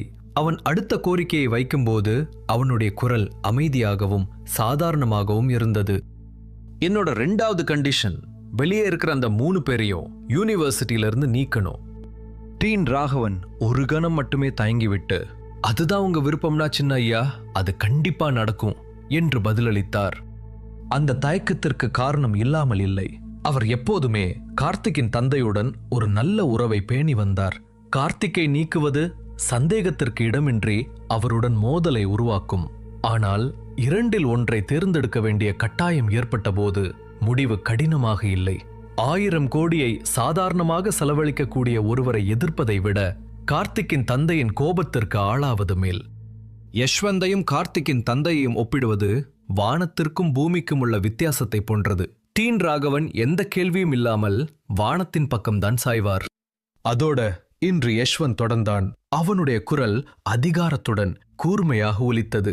அந்த 3 பேரையும் நீக்கிறதோட நிறுத்தக்கூடாது. பெரிய கை கேங்ல இருக்கிற அத்தனை ஸ்டூடெண்ட்ஸையும் நீக்கணும். நம்மளோட முந்தைய உரையாடல்ல இருந்து அந்த ஸ்டூடெண்ட்ஸை நீங்க லாபத்துக்காக தரிகெட்டு அலைய விடுறீங்கன்னு நம்புறதுக்கு எனக்கு காரணம் இருக்கு. அது இன்னையோட முடியுது. இந்த நிமிஷத்துல இருந்து என்னோட யூனிவர்சிட்டியில அந்த மாதிரி எந்த அழுக்கம் இருக்கக்கூடாது. அந்த கேங்ல இருக்கிற ஒவ்வொருத்தரையும் உடனே நீக்கி டெக்கான் கிரவுன் யூனிவர்சிட்டி கேம்பஸ்ல மறுபடியும் கால் வைக்க முடியாதபடி தடை செய்யணும். டீன் ராகவன் தொண்டை வறண்டு போக கஷ்டப்பட்டு எச்சிலை விழுங்கினார். யஷ்வந்த் சொல்வது சரி என்று அவருக்கு தெரியும். அந்த கேங் அவருடைய மௌனத்திற்காக மாதம் ஒரு தொகையை கொடுத்தது. ஒவ்வொரு மாதமும் அவருடைய பாக்கெட்டில் கூடுதலாக 60,000 ரூபாய். ஆனால் அவருடைய பதவியை முற்றிலுமாக இழப்பதோடு ஒப்பிடும்போது, எல்லாவற்றையும் இழப்பதோடு ஒப்பிடும்போது அவருக்கு வேறு வழியே இல்லை. சரிங்க, அவங்க எல்லாரையும் நீக்க ஏற்பாடு பண்றேன் சின்னையா என்று டீன் ராகவன் ஒப்புக்கொண்டார். அவருடைய வார்த்தைகள் விரைவாக, கிட்டத்தட்ட ஆர்வத்தில் தடுமாறி வெளிவந்தன. நல்லது என்று யஷ்வந்த் திருப்தியான புன்னகையுடன் சொன்னான். நாம கிட்டத்தட்ட முடிவுக்கு வந்துட்டோம். இப்ப கடைசி கண்டிஷனை சொல்றதுக்கு முன்னாடி உங்ககிட்ட ஒரு கேள்வி கேட்கணும். டீன் ராகவன் விரைத்து போனார். நெற்றியில் வியர்வை வழிந்தது. என்ன சின்னையா? அவர் ஒரு சூடான இரும்பு நாற்காலியில் அமர்ந்திருப்பது போல அவருடைய குரல் நடுங்கியது. சொல்லுங்க, உங்களுக்கு இப்ப சேலரி எவ்வளவு என்று யஷ்வந்த் அமைதியாக கேட்டான். எனக்கு மாசம் 10 லட்சம் ரூபாய் சம்பளம் சின்னையா என்று டீன் ராகவன் உண்மையாக பதிலளித்தார். யஷ்வந்த் லேசாக பின் சாய்ந்து நிதானமான குரலில், அப்ப நான் உங்க சேலரிய மாசம் 20 லட்சம் ரூபாய் கேத்துறேன். நீங்க என்னோட 3வது கண்டிஷனை நிறைவேற்றினா மட்டும் என்றான். டீன் ராகவனின் கண்கள் நம்ப முடியாமல் விரிந்தன. அவருடைய முகம் அதிர்ச்சியிலும் நம்பிக்கையிலும் பிரகாசித்தது. சின்னையா, தயவு செஞ்சு சொல்லுங்க, கடைசி கண்டிஷன் என்ன? எனக்கு உங்களோட லாயல்டி வேணும் என்று யஷ்வந்த் சொன்னான். அவனுடைய பார்வை அந்த மனிதனை ஊடுருவியது.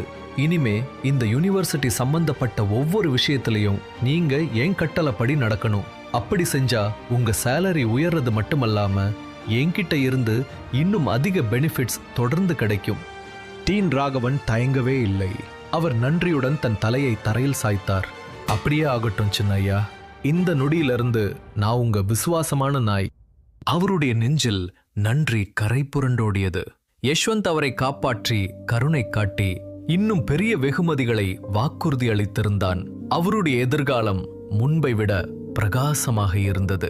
கேங்குகளிடமிருந்து கிடைத்த கூடுதல் வருமானத்தை இழந்தாலும் அவருடைய புதிய சம்பளம் அதை முழுவதுமாக மிஞ்சிவிட்டது. அவர் இழந்ததை விட பல மடங்கு அதிகமாக பெற்றிருந்தார். தட்ஸ் குட் என்று யஷ்வந்த் சொன்னான். அவனுடைய குரல் திடீரென்று கத்தி போல கூர்மையாக குளிராக மாறியது. ஆனா ஒன்னே ஒன்னு சொல்றேன், என்னைக்காவது எனக்கு துரோகம் செஞ்சா நீங்க பிறந்ததையே நினைச்சு வருத்தப்படுற மாதிரி செஞ்சிருவேன்.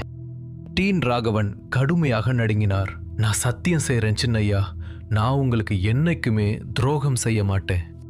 அதுதான் உங்களுக்கும் நல்லது. அது உண்மையா இருக்கணும்னு நான் வேண்டிக்கிறேன் என்று யஷ்வந்த் அமைதியாக சொன்னான். அதோடு அவன் இதுவரை அமைதியாக எல்லாவற்றையும் கவனித்துக் கொண்டிருந்த சந்திரசேகரை நோக்கி திரும்பினான். யஷ்வந்தின் அமைதியான புன்னகை திரும்பியது. தாமதத்திற்கு மன்னிக்கவும் மிஸ்டர் சந்திரசேகர், நாம டிரான்ஸ்ஃபர் ஃபார்மாலிட்டிஸ் ஆரம்பிக்கலாமா? அதெல்லாம் ஒரு பிரச்சனையும் இல்ல சின்ன ஐயா என்று சந்திரசேகர் மரியாதையான புன்னகையுடன் பதிலளித்தார். வாங்க, பத்திரங்கள்ல கையெழுத்து போடலாம். சந்திரசேகருடனான ஒப்பந்தம் முடிந்ததும் டெக்கான் கிரவுன் யூனிவர்சிட்டியின் உரிமையை யஷ்வந்திடம் அதிகாரப்பூர்வமாக மாற்றும் ஆவணங்களில் அவனும் சந்திரசேகரும் கையெழுத்திடத் தொடங்கினர். இப்போது அந்த முழு நிறுவனத்திற்கும் யஷ்வந்த் மட்டுமே ஒரே தனியார் உரிமையாளராக இருந்தான். 5 நிமிடங்களுக்கு பிறகு கடைசி கையெழுத்தையும் போட்டதும் சந்திரசேகர் பேனாவை கீழே வைத்தார். அவருடைய முகத்தில் ஒரு பெரிய புன்னகை மலர்ந்தது. அவர் யஷ்வந்தை பார்த்து, வாழ்த்துக்கள் சின்ன ஐயா, இப்போ நீங்க தான் டெக்கான் கிரவுன் யூனிவர்சிட்டியோட புது ஓனர் என்று அன்புடன் அறிவித்தார். யஷ்வந்த் அமைதியான புன்னகையுடன் தேங்க்ஸ் என்றான். அந்த வார்த்தைகள் அவனுடைய காதுகளில் இனிமையான சங்கீதம் போல ஒலித்தன. டெக்கான் கிரவுன் யூனிவர்சிட்டியின் உரிமையாளர். ஒரு கணம் அது உண்மை அல்ல என்பது போல தோன்றியது. ஒரு சாதாரண வாழ்க்கையிலிருந்து திடீரென்று ஒரு கற்பனை கதையின் நாயகனாக மாற்றப்பட்டது போல உணர்ந்தான். சில நாட்களுக்கு முன்பு வரை நான் ஒரு சின்ன திருடன். என் கடந்த வாழ்க்கையில் என்னோட காதலியையும் தங்கையையும் காப்பாத்த போராடிட்டு இருந்த. ஆனா இப்போ என்று தனக்குள் நினைத்து கொண்டான். பணத்தை வச்சு எந்த அற்புதத்தையும் நிகழ்த்தக்கூடிய மிகவும் சக்தி வாய்ந்த மற்றும் செல்வாக்குமிக்க ஒரு மனிதனின் மகன். என்னோட பேங்க் அக்கவுண்ட்ல பல்லாயிரம் கோடி பத்திரமா இருக்கு. ஒரே ஒரு கையெழுத்துல ஒரு மதிப்புமிக்க யூனிவர்சிட்டியோட ஒரே உரிமையாளராகிவிட்டேன். இந்த எண்ணம் யஷ்வந்தின் தலையை சுற்ற வைத்தது. தன்னுடைய விதி எவ்வளவு வேகமாக மாறியது என்பதை நினைத்து அவனால் வியக்காமல் இருக்க முடியவில்லை. இது நாவல்களில் வரும் ஹீரோக்களுக்கு மட்டுமே நடக்கும் ஒரு மாற்றம். ஆனால் இது கற்பனை அல்ல, இதுதான் நிஜம். இதுதான் அவனுடைய வாழ்க்கை. ஆனாலும் சில கேள்விகள் அவனை துளைத்துக் கொண்டிருந்தன. அந்த லில்லி யார்? அவ உண்மையிலேயே யார்? இப்படி ஒரு அசாதாரணமான பின்னணி இருக்கிற செத்துப்போன ஒரு வாரிசோட உடம்புல ஆன்மாவை அவ வைக்கணும்? பிறகு அவனுடைய அப்பாவை பற்றிய விஷயம். யார் இந்த மனுஷன்? அரசாங்கத்தையும் தனியார் பங்குதாரர்களையும் வளைச்சு 5 நிமிஷத்துல ஒரு பெரிய யூனிவர்சிட்டியே விற்க வைக்கிற அளவுக்கு சக்தி வாய்ந்தவரா? மர்மம் இன்னும் ஆழமாகியது. யஷ்வந்தின் ஆர்வம் கொழுந்துவிட்டு எரிந்தாலும் லில்லியின் வார்த்தைகள் அவனுக்கு நினைவிருந்தது. உனக்கான பதில்கள் சரியான நேரத்துல உன்னை தேடி வரும். இப்போதைக்கு அவன் காத்திருக்க வேண்டியிருந்தது. தன் தந்தையை பற்றி சந்திரசேகரிடம் கேட்க அவன் எவ்வளவு விரும்பினாலும் ஒரு மகன் தன்னுடைய அப்பாவை பற்றி ஒரு அந்நியரிடம் கேட்பது விசித்திரமாக தோன்றும். அதனால் அந்த பேச்சை இன்னொரு நாளுக்கு தள்ளி போட வேண்டியிருந்தது. சின்னையா. சந்திரசேகரின் குரல் திடீரென்று அவனை சிந்தனையிலிருந்து மீட்டது. நான் உங்ககிட்ட ஒரு பர்சனல் கேள்வி கேட்கலாமா என்று துணைவேந்தர் மரியாதையுடன் கேட்டார். யஷ்வந்தின் புருவங்கள் லேசாகச் சுருங்க ஆர்வம் தூண்டப்பட்டது. இந்த மனுஷன் தனிப்பட்ட முறையில என்ன கேட்க விரும்புவாரு? சில வினாடி இடைவெளிக்கு பிறகு சரி கேளுங்க என்றான். சந்திரசேகர் பேசுவதற்கு முன்பு பதட்டத்துடன் தொண்டையை செருமினார். நீங்க சிங்கிளா? வாட்? யஷ்வந்த் முற்றிலும் திகைத்து போய் கண்களை சிமிட்டினான். அவன் எதிர்பார்த்த எல்லா கேள்விகளிலும் இது நிச்சயமாக ஒன்று இல்லை. எதுக்காக துணைவேந்தர் என் ரிலேஷன்ஷிப் ஸ்டேட்டஸ் பத்தி கேட்கிறாரு? இல்ல, நீங்க சிங்கிளான்னு கேட்டேன் சின்னையா என்று சந்திரசேகர் பொறுமையாக கேட்டார். யஷ்வந்த் முதல் முறை கேட்கவில்லை என்பது போல. ஆமா என்று யஷ்வந்த் ஒரு சங்கடமான பார்வையுடன் ஒப்புக்கொண்டான். சந்திரசேகர் சிரிப்புடன் தலையசைத்துவிட்டு, எனக்கு ஒரு பொண்ணு இருக்கா, ரொம்ப அழகானவ, உங்க வயசுதான், அவளும் சிங்கிளா தான் இருக்கா, அதான் கேட்டேன். ஓ என்ற யஷ்வந்துக்கு விஷயம் புரிந்தது. அவனது கண்கள் விஷமத்தனமாக மின்னின. அப்படியா சங்கதி? சந்திரசேகர் கனிவாகச் சிரித்து அந்த வாய்ப்பை பயன்படுத்தி கொண்டார். உங்க கான்டாக்ட் நம்பரை சேவ் பண்ணிக்கலாமா? ஒரு நாள் என் வீட்டுக்கு டின்னருக்கு உங்களை கூப்பிடலாம்னு பாக்குறேன் சின்ன ஐயா. யஷ்வந்த் ஒரு சாதாரண ஆள் இல்லை என்பதை அறிந்த சந்திரசேகர் அவனுடன் ஒரு உறவை ஏற்படுத்தி கொள்ள இந்த வாய்ப்பை பயன்படுத்தி கொள்ள விரும்பினார். யஷ்வந்துடன் ஒரு நெருங்கிய தொடர்பை உருவாக்குவது எதிர்காலத்தில் மிகப்பெரிய நன்மைகளை தரும் என்பதை அவர் அறிந்திருந்தார். விதி அவருக்கு சாதகமாக அமைந்து யஷ்வந்துக்கு அவருடைய மகளை பிடித்துவிட்டால் சந்திரசேகருக்கு ஒரு பார்ட்னர் மட்டுமல்ல, கற்பனை செய்ய முடியாத அளவுக்கு சக்தி வாய்ந்த ஒரு மருமகனும் கிடைத்து விடுவான். பிரச்சனை இல்லை மிஸ்டர் சந்திரசேகர், உங்க கூட கான்டாக்ட்ல இருக்கிறதுல எனக்கு எந்த பிரச்சனையும் இல்ல என்று யஷ்வந்த் நாகரீகமாக ஒப்புக்கொண்டான். அந்த வயதான மனிதர் தன் மனதில் ஏற்கனவே பின்னி இருந்த பெரிய லட்சியங்களை பற்றி அறியாமல். ரொம்ப தேங்க்ஸ் சின்னையா என்று சந்திரசேகர் பதிலளித்தார், மரியாதையுடன் சற்று குனிந்து. தயவு செஞ்சு என்ன யஷ்வந்தனே கூப்பிடுங்க என்று யஷ்வந்த் சொன்னான். அவனது குரல் மென்மையாகவும் ஆனால் உறுதியாகவும் இருந்தது. இவ்வளோ ஃபார்மாலிட்டி எல்லாம் தேவையில்லை சந்திரசேகர். சந்திரசேகர் திகைத்து போய், நிஜமாவா சொல்றீங்க சின்னையா? என்ன மாதிரி ஒரு சாதாரண ஆள் உங்களை பேர் சொல்லி கூப்பிடலாமா என்று கேட்டார். நான் தான் சொல்றேன்ல, என்ன யஷ்வந்த்னு கூப்பிட்டாலே போதும் என்று கூறினான். அவனது புன்னகை மாறவில்லை. அவனது முகத்தில் இருந்த தீவிரத்தை கண்ட சந்திரசேகர் இறுதியாக ஒரு சிறிய தலையசைப்புடன் ஒப்புக்கொண்டார். நீங்க இவ்வளவு வலியுறுத்தி கேட்கறதால நான் உங்க விருப்பப்படியே நடக்கிறேன் யஷ்வந்த். அந்த பெயரை சொல்லும்போது அவர் முகத்தில் ஒரு புன்னகை படர்ந்தது. குட் என்று யஷ்வந்த் பதிலளித்தான். அவனுடைய புன்னகை இன்னும் விரிந்தது. சந்திரசேகர் சூழ்நிலைக்கு ஏற்ப தன்னை மாற்றிக்கொள்ளும் அளவுக்கு புத்திசாலி என்பது தெளிவாக தெரிந்தது. சிறிது நேரம் கழித்து சந்திரசேகர் எழுந்து தனது கோட்டை சரி செய்து கொண்டு கிளம்ப தயாரானார். ஓகே யஷ்வந்த், நான் கிளம்புறேன். டெக்கான் கிரவுன் யூனிவர்சிட்டி இப்போ உங்களுக்கு சொந்தமானது. இந்த நிமிஷத்துல இருந்து உங்களுக்கு எப்படி சரியா படுதோ அப்படி இதை நிர்வகிக்கலாம். தேங்க்ஸ் மிஸ்டர் சந்திரசேகர் என்று யஷ்வந்த் நாகரீகமாக சொன்னான். பிறகு குரலை தாழ்த்தி, அண்ட் இன்னொரு விஷயம், இந்த டீலை பத்தின நியூஸ் பப்ளிக்கா வெளியே போக வேண்டாம். எல்லாமே வழக்கம் போல நடக்கட்டும். சந்திரசேகரின் புருவங்கள் லேசாக உயர்ந்தன.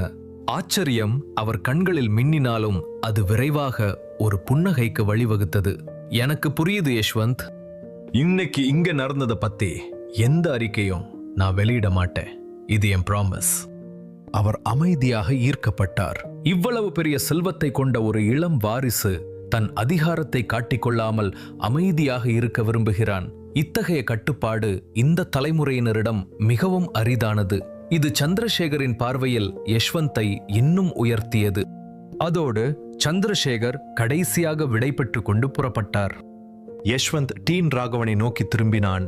அவனது குரல் திடீரென்று கூர்மையாகியது. இன்னைக்கு இங்க நடந்ததை பத்தி நீங்க யார்கிட்டயும் சொல்லக்கூடாது, ஒரு வார்த்தை கூட, புரியுதா? டீன் ராகவன் உடனடியாக தலை குனிந்தார். அவரது குரல் பணிவுடன் ஒலித்தது.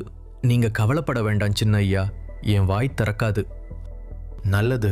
யஷ்வந்த் எழுந்து தனது சட்டையை சரி செய்து கொண்டு வாசலை நோக்கி சென்றான். இன்னொரு விஷயம், நீங்க என்ன சின்ன ஐயான்னு கூப்பிட வேண்டாம். அது தேவையில்லாத சந்தேகத்தை உருவாக்கும். நான் பந்தா காட்டிக்க விரும்பல. அதனால என்ன யஷ்வந்த்னே கூப்பிடுங்க. டீன் ராகவன் கஷ்டப்பட்டு எச்சிலை விழுங்கினார். அந்த பெயர் அவரது நாவில் கனமாக தொங்கியது. சரி யஷ்வந்த் என்று சங்கடமாகச் சொன்னார். பெர்ஃபெக்ட். யஷ்வந்தின் கை கதவின் கைப்பிடியில் இருந்தது. அவன் திரும்பி பார்க்காமல் மீண்டும் பேசினான். நான் போனதுக்கு அப்புறம் அந்த 3 பேரையும் கூப்பிட்டு அவங்க தலையெழுத்த சொல்லிடுங்க. அதோடு அவன் கதவை திறந்து விட்டு அலுவலகத்தை விட்டு வெளியேறினான். அவன் போனதும் அந்த அறை சங்கடமான அமைதியில் மூழ்கியது. யஷ்வந்த் வெளியே வந்ததும் அவனது கண்கள் உடனடியாக கார்த்திக், ஜெயந்த் மற்றும் பெரிய கை ஆகியோரின் முறைப்பை சந்தித்தன. அவர்கள் பொறுமையிழந்து வாசலுக்கு அருகில் காத்து கொண்டிருந்தனர். டே லூசு, உள்ள என்னடா நடந்துச்சு? யஷ்வந்தை பார்த்த மாத்திரத்தில் கார்த்திக் கத்தினான். துணைவேந்தரும் டீன் ராகவனும் யஷ்வந்தும் உள்ளே இருக்க தாங்கள் வெளியே காத்திருக்க வேண்டிய கட்டாயத்தில் இருந்தது அவர்களுக்கு எரிச்சலையும் பொறுமையின்மையையும் உண்டாக்கியது. ஆனாலும் உள்ளே என்ன நடந்தாலும் அது தங்களுக்கு சாதகமாகவே அமையும் என்று அவர்கள் ஒவ்வொருவரும் நம்பினர். ஆனால் யஷ்வந்த் அவர்களிடம் ஒரு வார்த்தை கூட பேசாமல் அவர்களை பொருட்படுத்தாமல் கடந்து சென்றான். உன்கிட்ட தாண்டா பேசிட்டு இருக்கோம் அயோக்கிய பயலே, எங்களை மதிக்க மாட்டியா?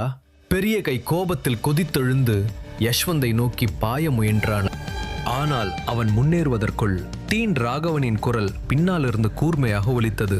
ஸ்டாப், அவனை போக விடுங்க. அந்த கட்டளை அவர்களை செயலற்று நிறுத்தியது. மூவரும் கீழ்ப்படிய தயங்கி சந்தேக பார்வைகளை பரிமாறிக்கொண்டனர். ஆனால் கடைசியில் டீன் ராகவன் அவர்களை அழைத்ததும் தங்கள் கோபத்தை அடக்கிக் கொண்டனர். உள்ள வாங்க, உங்க எல்லார்ட்டையும் ஒரு முக்கியமான விஷயம் சொல்லணும். அவர்களுக்குள் கோபம் கொதித்தாலும் அவர்கள் அவர் சொன்னதை கேட்டார்கள். எப்படியும் யஷ்வந்த் எங்கும் செல்ல போவதில்லை, அவனை பிறகு பார்த்து கொள்ளலாம் என்ற எண்ணம் அவர்கள் மூவரின் மனதிலும் இருந்தது. டீனின் அலுவலகத்திற்குள் மூவரும் நாற்காலிகளில் அது தங்களுக்கு சொந்தமான அறை போல அலட்சியமான ஆணவத்துடன் அமர்ந்தனர். அவர்களின் முகங்களில் திமிர் வழிந்தது. ஆனால் டீன் ராகவன் மீண்டும் பேசியதும் சூழ்நிலை மாறியது. அவரது குரலில் ஒரு அசாதாரணமான அழுத்தம் இருந்தது. மேலும் அவரது கண்களில் வழக்கமான கனிவு இல்லை. இத சொல்ல வருத்தமா தான் இருக்கு, ஆனா நான் ஒரு கெட்ட செய்தியை சொல்ல வேண்டிய கட்டாயத்துல இருக்கேன் என்று அவர் மெதுவாக தொடங்கினார். கார்த்திக்கின் முகத்தில் ஒரு சுருக்கம் தோன்றியது. என்ன கெட்ட செய்தி என்று அவன் கோபமாக கேட்டான். டீன் ராகவன் ஒரு பெருமூச்சு விட்டார். நீங்க 3 பேரும் இந்த டெக்கன் கிரவுன் யூனிவர்சிட்டியில இருந்து நீக்கப்படுறீங்க என்று ராகவன் கடுமையாக அறிவித்தார். அவருடைய குரல் ஒரு இறுதி தீர்ப்பை போல அந்த அறையில் எதிரொலித்தது. உடனே கார்த்திக், ஜெயந்த் மற்றும் பெரிய கையின் முகங்களில் அவநம்பிக்கை படர்ந்தது. கார்த்திக் நக்கலாக சிரித்தான். நல்ல காமெடி டீன் ராகவன், ஆனா உங்க ஜோக் கொஞ்சம் கூட நல்லா இல்ல. டீன் ராகவனின் முகத்தில் ஒரு சிறு புன்னகை கூட இல்லாமல் இறுக்கமாக இருந்தது. நான் ஜோக் சொல்றேன்னு நீங்க நினைக்க என்ன காரணம் என்று அவர் அழுத்தமாக கேட்டார். பெரிய கை ஏளனமாக முன்னோக்கி சாய்ந்தான். போதும் ராகவன், இந்த ஜோக் ரொம்ப பழசாயிடுச்சு. எதுக்கு கூப்பிட்டீங்கன்னு உண்மையை சொல்லுங்க, நாங்க கிளம்புறோம். இது ஜோக் இல்ல என்று டீன் ராகவன் உறுதியான குரலில் பதிலடி கொடுத்தார். நீங்க 3 பேரும் இந்த யூனிவர்சிட்டியில இருந்து நீக்கப்பட்டீங்க. இந்த நிமிஷத்துல இருந்து நீங்க இனிமே இங்க ஸ்டூடெண்ட்ஸ் கிடையாது. அது மட்டும் இல்லாம கேம்பஸ்குள்ள திரும்பவும் உங்களை அனுமதிக்க மாட்டோம். இதுதான் ஃபைனல். இந்த முடிவு விசி கிட்ட இருந்து நேரடியா வந்திருக்கு. அவர்களின் முகத்தில் இருந்த நக்கல் புன்னகை மறைந்து அமைதி நிலவியது. கார்த்திக் டீனின் முகபாவனையில் பொய் சொல்வதற்கான அறிகுறி இருக்கிறதா என்று ஆராய்ந்தான். அவனுடைய புருவங்கள் சுருங்கின. ஒரு நிமிஷம், நீங்க சீரியஸாவா சொல்றீங்க? ஆமா கார்த்திக் என்று டீன் ராகவன் உறுதியாக சொன்னார். இது நிஜம். உங்க எல்லாரையும் நான் யூனிவர்சிட்டியை விட்டு வெளியேத்துறேன். என்னது, இதை நாங்க நம்பணும்னு எதிர்பார்க்கறீங்களா? எங்களை நீக்கிறதுக்கு வாய்ப்பே இல்லை, அது உங்களுக்கும் தெரியும். பெரிய கை அவநம்பிக்கை நிறைந்த குரலில் கிண்டலாக சிரித்தான். டீன் ராகவன் வாதிடவில்லை. மாறாக அவர் அமைதியாக தனது போனை எடுத்தார். அவர் அசைக்க முடியாத நிதானத்துடன் இருந்தார். ஹலோ ரோஜா, டிஸ்மிஸ் ஆன ஸ்டூடெண்ட்ஸ் லிஸ்ட்டை உங்களுக்கு அனுப்புற. எல்லா நோட்டீஸ் போர்ட்லயும் அதை போஸ்ட் பண்ணுங்க. யூனிவர்சிட்டியோட அபிஷியல் பேஜ்லயும் அப்டேட் பண்ணிருங்க. இப்பவே இது நடக்கணும் என்று மறுமுனையில் இருந்த தன் செக்ரட்டரியிடம் கூறிவிட்டு காலை கட் செய்தார். கார்த்திக்கின் கைகள் முஷ்டிகளாக இறுக அவனுக்குள் கோபம் கொதித்தது. அவன் தன் உள்ளங்கையை மேஜையின் மீது ஓங்கி அறைந்தான். அந்த கூர்மையான சத்தம் அறை முழுவதும் எதிரொலித்தது. இப்படி நடக்கவே முடியாது. இது உண்மையா இருக்க முடியாது. நீங்க எங்க டிஸ்மிஸ் பண்ண முடியாது. என் அப்பா இந்த யூனிவர்சிட்டிக்கு எவ்வளவு செஞ்சிருக்காரு, உங்களுக்கும் தான் எவ்வளவு செஞ்சிருக்காரு. அப்புறம் என்ன எழவையா பேசிட்டு இருக்கீங்க? கார்த்திகை இரும்பு பார்வை பார்த்த டீன் ராகவனின் முகம் இருண்டது. வார்த்தை அளந்து பேசு கார்த்திக் என்று அவர் கடுகடுப்பாக கூறினார். நான் ஏற்கனவே சொன்ன மாதிரி இந்த முடிவு என்னோடது இல்ல, இது விசியே எடுத்த முடிவு. உங்க அப்பா என்கிட்ட பேசினா கூட என்னால இந்த விஷயத்துல ஒன்னும் பண்ண முடியாது. அவருடைய குரல் கூர்மை அடைந்தது. ஒவ்வொரு வார்த்தையிலும் அதிகாரம் தெரிந்தது. நான் சொல்ல வேண்டியதெல்லாம் சொல்லிட்டேன். இப்ப என் ஆபீஸ்ல இருந்து வெளியே போங்க. தேவையில்லாம பேசி என் டைமை வேஸ்ட் பண்ண வேணாம் என்றார். அவர்கள் மூவரும் உறைந்து போனார்கள். அவர்களின் கோபம் ஒருவிதமான நிம்மதியின்மையுடன் கலந்தது. அவர்களை மிகவும் பாதித்தது நீக்கம் மட்டுமல்ல, டீன் ராகவன் அவர்களிடம் பேசிய விதம்தான். அவர் காட்டிய ஃபார்மாலிட்டியும் விலகலும் அவர்களை அந்நியர்களாக நடத்துவது போல இருந்தது. முன்பு போல அவர் அவர்களை மதிக்கவில்லை. அது அவர்களை மேலும் வாட்டியது. ஏதோ ஒன்று மாறிவிட்டது என்பதை அவர்கள் உணர்ந்தனர். நாங்க வெளியே வெயிட் பண்ணிட்டு இருந்தப்போ அப்படி என்னதான் நடந்துச்சு? இந்த கேள்வி அவர்கள் அனைவரின் மனதிலும் ஒலித்தது. ஆனால் அவர்கள் பெற்ற ஒரே பதில் அவர்களின் நீக்கத்தின் கசப்பான உண்மைதான். கார்த்திக்கின் தாடை இறுகியது. அவனுடைய குரல் தாழ்ந்து உருமுவது போல ஒலித்தது. எங்களை உண்மையிலேயே வெளியே துரத்துறீங்களா டீன் ராகவன்? என் கூட மோதிரத்துக்கு நீங்க தயாரா இருக்கீங்களா? என் அப்பா கூட. ஒரு நொடி கார்த்திக்கின் அப்பாவை பற்றி குறிப்பிட்டதும் டீன் ராகவனுக்கு உள்ளுக்குள் ஒரு நடுக்கம் ஏற்பட்டது. சாதாரண சூழ்நிலையில் அவர் ஒருபோதும் அப்படிப்பட்ட ஒருவரை பகைத்துக் கொள்ள துணிந்திருக்க மாட்டார். ஏனென்றால் கார்த்திக்கின் அப்பா ஸ்வர்ணபுரி நகரின் மிகவும் மதிப்புமிக்க ஹோட்டல்களில் ஒன்றை தன் கட்டுப்பாட்டில் வைத்திருந்தார். அவருடைய செல்வாக்கு நினைத்தால் எவருடைய வாழ்க்கையையும் அழிக்கக்கூடியது. ஆனால் நிலைமை இப்போது சாதாரணமாக இல்லை. டீன் ராகவன் தன் தோள்களை நிமிர்த்தி பயத்தின் ஒவ்வொரு தடயத்தையும் மறைத்தார். அவர் இப்போது யஷ்வந்திடமிருந்து ஆதரவை பெற்றிருந்தார். 1000 கோடி ரூபாயை சில்லறை காசு போல செலவழிக்கும் யஷ்வந்த். அவனோடு ஒப்பிடும்போது கார்த்திக்கின் அப்பாவின் செல்வமும் அந்தஸ்தும் சூரியனுக்கு முன் ஒரு மெழுகுவர்த்தி போன்றது. உங்க அப்பாவை நான் ஹர்ட் பண்ணணும்னு நினைக்கல கார்த்திக் என்று டீன் ராகவன் உறுதியாக கூறினார். அவருடைய குரலில் முடிவின் எடை தெரிந்தது. ஆனா நீயும் உங்க அப்பாவும் இதை ஒரு அவமானமா எடுத்துக்கிட்டா அது உங்க இஷ்டம். அப்படி இருந்தாலும் உங்க டிஸ்மிசல் மாறாது. நீங்க எல்லாரும் இப்ப என் ஆபீஸ்ல இருந்து வெளியே போகலாம். அவர் கார்த்திக்கின் மிரட்டலால் அசைக்கப்படாமல் ஒரு நடுக்கமும் இல்லாமல் பேசினார். டீன் ராகவன், இதுக்காக நீங்க வருத்தப்படுவீங்க. என் வார்த்தையை மார்க் பண்ணி வச்சுக்கோங்க என்று பெரிய கை உருமினான். அவன் தன் கோபத்தை காட்டும் விதமாக வேகமாக அலுவலகத்தை விட்டு வெளியேறினான். இதற்கிடையில் ஜெயந்த் உறைந்து போய் அமர்ந்திருந்தான்.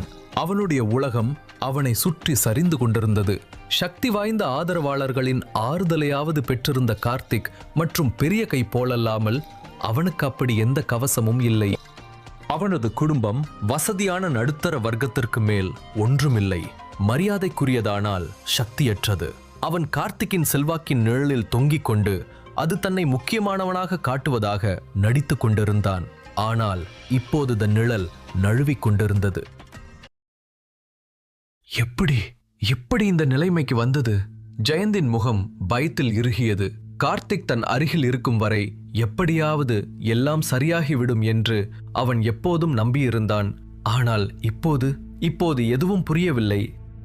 நீங்க இந்த அளவுக்கு போக முடிவு செஞ்சதால டீன் ராகவன், நான் இப்ப கிளம்புறேன் என்றான். அவன் கண்கள் விஷத்தை கக்கின. ரொம்ப லேட்டான பிறகு என்கிட்ட கெஞ்சிக்கிட்டு வராதீங்க. வாடா ஜெயந்த். வார்த்தைகள் இல்லாமல் ஜெயந்த் எழுந்தான். பின்தொடர்வதை தவிர அவனுக்கு வேறு வழி இல்லை.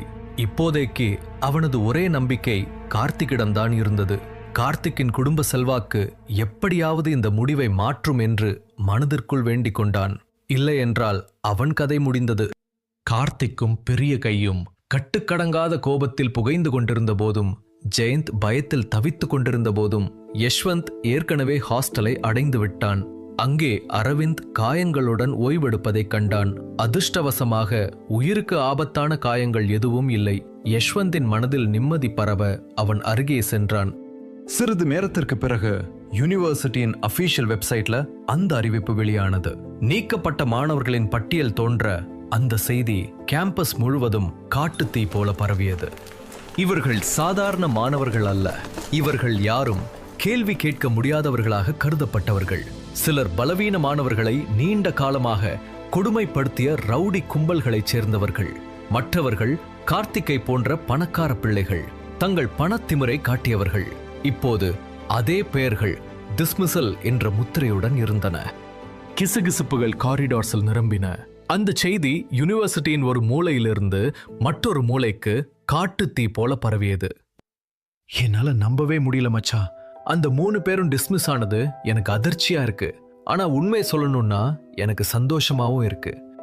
அவனுங்களுக்கு இது தேவைதா? கடைசியா இந்த யூனிவர்சிட்டியில ஒரு தடவையாச்சும் நியாயம் ஜெயிச்சிருக்கு என்று அரவிந்த் தன் படுக்கையிலிருந்து கூறினான். அவனது குரலில் அவநம்பிக்கையும் திருப்தியும் கலந்திருந்தது. யஷ்வந்த் லேசாக சிரித்தான். ஆமா, டீன் ராகவன் இன்னைக்கு இவ்ளோ நேர்மையா எல்லாத்தையும் கையாண்டதை பார்க்கும்போது எனக்கு நம்பிக்கை வருது. இனிமே இந்த இடத்துல நாம இன்னும் அதிகமா நியாயத்தை பார்க்கலான்னு தோணுது. அரவிந்த் சிரித்தான். நீ சொல்றது உண்மையா இருக்கணும்னு நம்புறேன். அப்புறம் இன்னைக்கு எனக்காக நின்னதுக்கு தேங்க்ஸ்டா மச்சான். யஷ்வந்த் அரவிந்தின் தோளில் தட்டி சொன்னான். யஷ்வந்த் தொட்டதும் அரவிந்த் வலியால் முகம் சுளித்தான். ஒரு சிறிய வலியுடன் கூடிய சிரிப்புடன், வலிக்குது என்றான். அப்புறம் உன்கிட்ட ஒரு ஹெல்ப் கேட்கலாமா? சிறிது இடைவெளிக்கு பிறகு அரவிந்த் தொடர்ந்தான். தாராளமாடா, என்ன விஷயம் சொல்லு என்றான் யஷ்வந்த். என் திங்ஸ் எல்லாம் இன்னும் கிளாஸ்ல தான் இருக்கு. ட்ரீட்மெண்ட் முடிஞ்சதும் என்னை நேரடியா இங்க ரெஸ்ட் எடுக்க அனுப்பிட்டாங்க. எனக்காக போய் அதை எடுத்துட்டு வரியா? நோ ப்ராப்ளம்டா. இதை ஏன் தயங்கி தயங்கி கேக்குற? நீ நல்லா தூங்கி ரெஸ்டடு. ஒரு நிமிஷத்துல வந்துடுற. யஷ்வந்த் ஒரு ஆறுதலான புன்னகையுடன் எழுந்தான். தேங்க்ஸ்டா என்றான் அரவிந்த். யஷ்வந்த் வேண்டாம் என்பது போல கையசைத்தான். எனக்கு தேங்க்ஸ் சொல்ல தேவையில்லை, நான் தான் உனக்கு தேங்க்ஸ் சொல்லணும், அதனால ரொம்ப ஸ்ட்ரெஸ் பண்ணிக்காத என்று சொல்லிவிட்டு அவன் ஹாஸ்டலை விட்டு வெளியேறினான். அவனது காலடிகள் வேகமாகவும் நிதானமாகவும் இருந்தன. அவன் யூனிவர்சிட்டி காரிடோர்ஸ் வழியாக வகுப்பறையை நோக்கி சென்று கொண்டிருந்த போது திடீரென்று அவன் மனதில் ஒரு மணியோசை கேட்டது. ஒளிரும் அறிவிப்பு ஒன்று அவன் கண்களுக்கு முன்பாக விரிந்தது. Mission successful, martial arts expert என்ற பட்டம் உங்களுக்கு வழங்கப்பட்டுள்ளது. யஷ்வந்தின் கண்ணுக்கு முன்னால் மின்னிய அந்த நோட்டிபிகேஷனை பார்த்ததும் அவன் எடுத்து வைத்த காலடி அப்படியே நின்றது. மார்ஷியல் ஆர்ட்ஸ் எக்ஸ்பர்ட்டா? இதுதான் என்னோட புது அவார்டா என்று நினைத்த அவன் கண்கள் ஆர்வத்திலும் ஒருவிதமான புதிய உணர்விலும் மின்னியது. கடைசியாக சந்தியா கேஷ் அவனை போதை மருந்து விபத்திலிருந்து காப்பாற்றிய போது அவனுக்கு ஒரு பட்டம் கிடைத்தது. அப்போது அவனுக்கு சித்த மருத்துவ நிபுணர் என்ற பட்டம் வழங்கப்பட்டது. முதலில் அதை ஒரு காமெடியாகவும் எந்த உண்மையான அர்த்தமும் இல்லாத ஒரு பட்டமாகவும் தான் அவன் கருதினான். ஆனால் அதன் பிறகுதான் அதன் சக்தியை அவன் உணர்ந்தான். ஒரே பார்வையில் எந்த ஒரு நோயாளிக்கும் என்ன பிரச்சனை என்பதை கண்டறிய அவனால் முடிந்தது. அதே திறமைதான் சந்தோஷுக்கு சிகிச்சை அளித்து மிருத சஞ்சீவினியை பெறவும் அவனுக்கு உதவியது. அந்த தருணத்திலிருந்து அந்த சிஸ்டம் கொடுக்கும் பரிசுகளை அவன் ஒருபோதும் குறைத்து மதிப்பிட்டதில்லை. சில நிமிடங்களுக்கு முன்பு அந்த சிஸ்டம் அவனுக்கு இன்னொரு மிஷனை கொடுத்திருந்தது. ஆனால் முன்பு போலல்லாமல் அவனுக்காக என்ன பரிசு காத்திருக்கிறது என்பதை அது சொல்லவில்லை.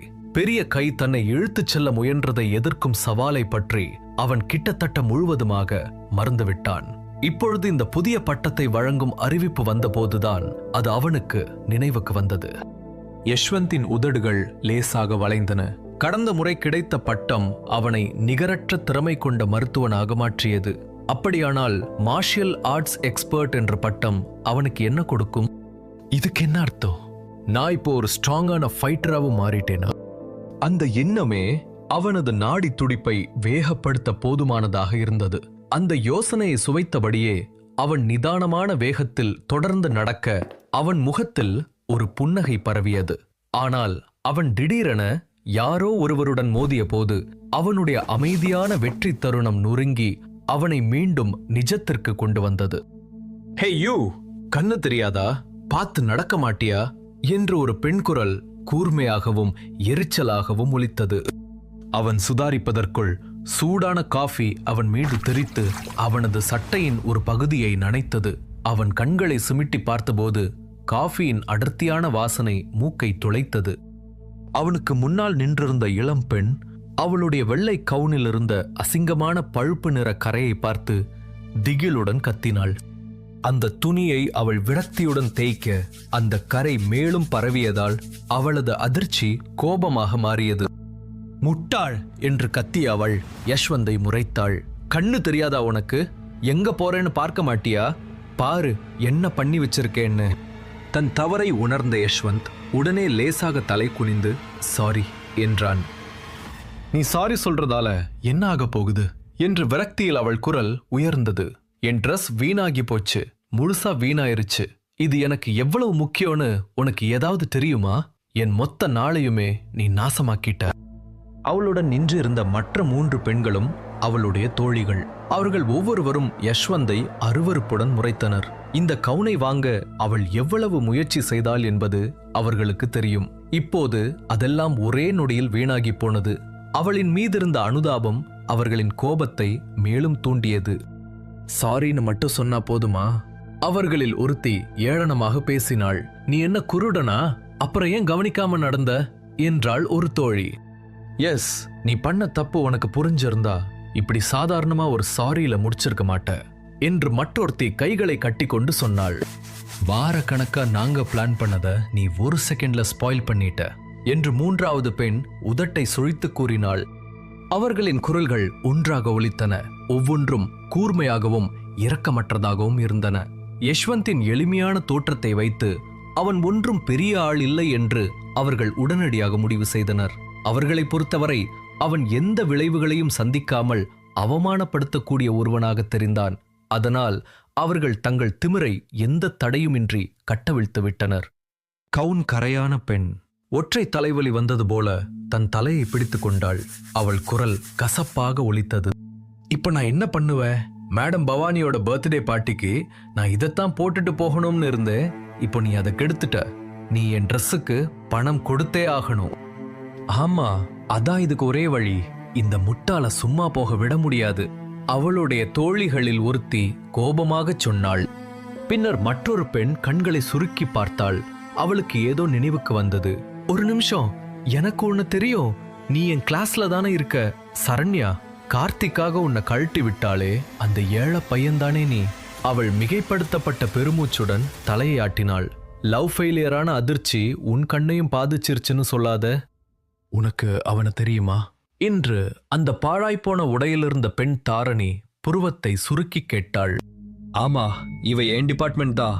ட்ரஸ் மீ தாரணி, இந்த லூசரால உன் ட்ரெஸ்ஸுக்கு பணத்தை கொடுக்கவே முடியாது. அவன் கோயில்ல இருக்க எலி மாதிரி ஏழைன்னு எல்லாருக்கும் தெரியும். அவளுடைய தோழி ஏளனத்துடன் பதிலளித்தாள். அந்த வார்த்தைகளை கேட்டதும் தாரணியின் புருவங்கள் ஆழ்ந்து சுருங்கின. அவள் அணிந்திருந்தது சாதாரண உடையல்ல. நகரத்தின் மிகவும் செல்வாக்கு மிக்க சிலர் கலந்து கொள்ளும் மேடம் பவானியின் பிறந்தநாள் விழாவுக்கு இன்விடேஷன் கிடைத்தவுடன் அவள் வாங்கிய காஸ்ட்லி கவுன். அவள் தன்னால் முடிந்தவரை அழகாக தோற்றமளித்து ஒருவேளை தன் கனவு கண்ணனை கவர்ந்து விடலாம் என்ற நம்பிக்கையில் எந்த செலவையும் பொருட்படுத்தாமல் அனைத்தையும் செய்திருந்தாள். ஆனால் இப்போதோ விழா தொடங்குவதற்கு முன்பாக அவளுடைய விலைமதிப்பற்ற கவுன் முழுவதும் காப்பிக் கரைகள். அவள் மனம் பீதியில் சுழன்றது. இப்போது அவள் எப்படி விழாவில் கலந்து கொள்வது? இவ்வளவு குறுகிய காலத்தில் மற்றொரு உடைக்கு எப்படி பணம் புரட்டுவது? அவளுடைய கனவு மாலை தொடங்குவதற்கு முன்பே நொறுங்கி போனதை நினைத்தபோது அவளது நெற்றி பொட்டுக்கள் வலித்தன. உங்க ட்ரெஸ்ஸை ஸ்பாயில் பண்ணதுக்கு நான் உண்மையிலேயே வருத்தப்படுறேன், யஷ்வந்த் மீண்டும் சொன்னான். அவமானங்கள் இருந்த போதிலும் அவன் குரல் நிதானமாக இருந்தது. ப்ளீஸ், அது எவ்வளவு விலைன்னு மட்டும் சொல்லுங்க என்றான். நீ வருத்தப்படுறியா? இந்த ட்ரெஸ்ஸோட ரேட் 1,00,000 ரூபாய். உன்ன மாதிரி ஒரு லூசரால கனவுல கூட வாங்க முடியாத விலை. அதை நீ வீணாக்கிட்ட. நீ முழு பணத்தையும் திருப்பி தராம நான் உன்னை போக விட மாட்டேன். தாரணி கடுமையாகவும் கிண்டலாகவும் சொன்னாள். அவள் கண்கள் கோபத்தால் எரிந்தன. எஸ், நீ முழு பணத்தையும் தந்துதான் ஆகணும். நீ ஏழைதான், ஆனா பிரச்சனையில மாட்டிக்கிறதுல மட்டும் குறைச்சல் இல்ல. அவளுடைய தோழிகளில் ஒருத்தி ஏளனமாகச் சொன்னாள்.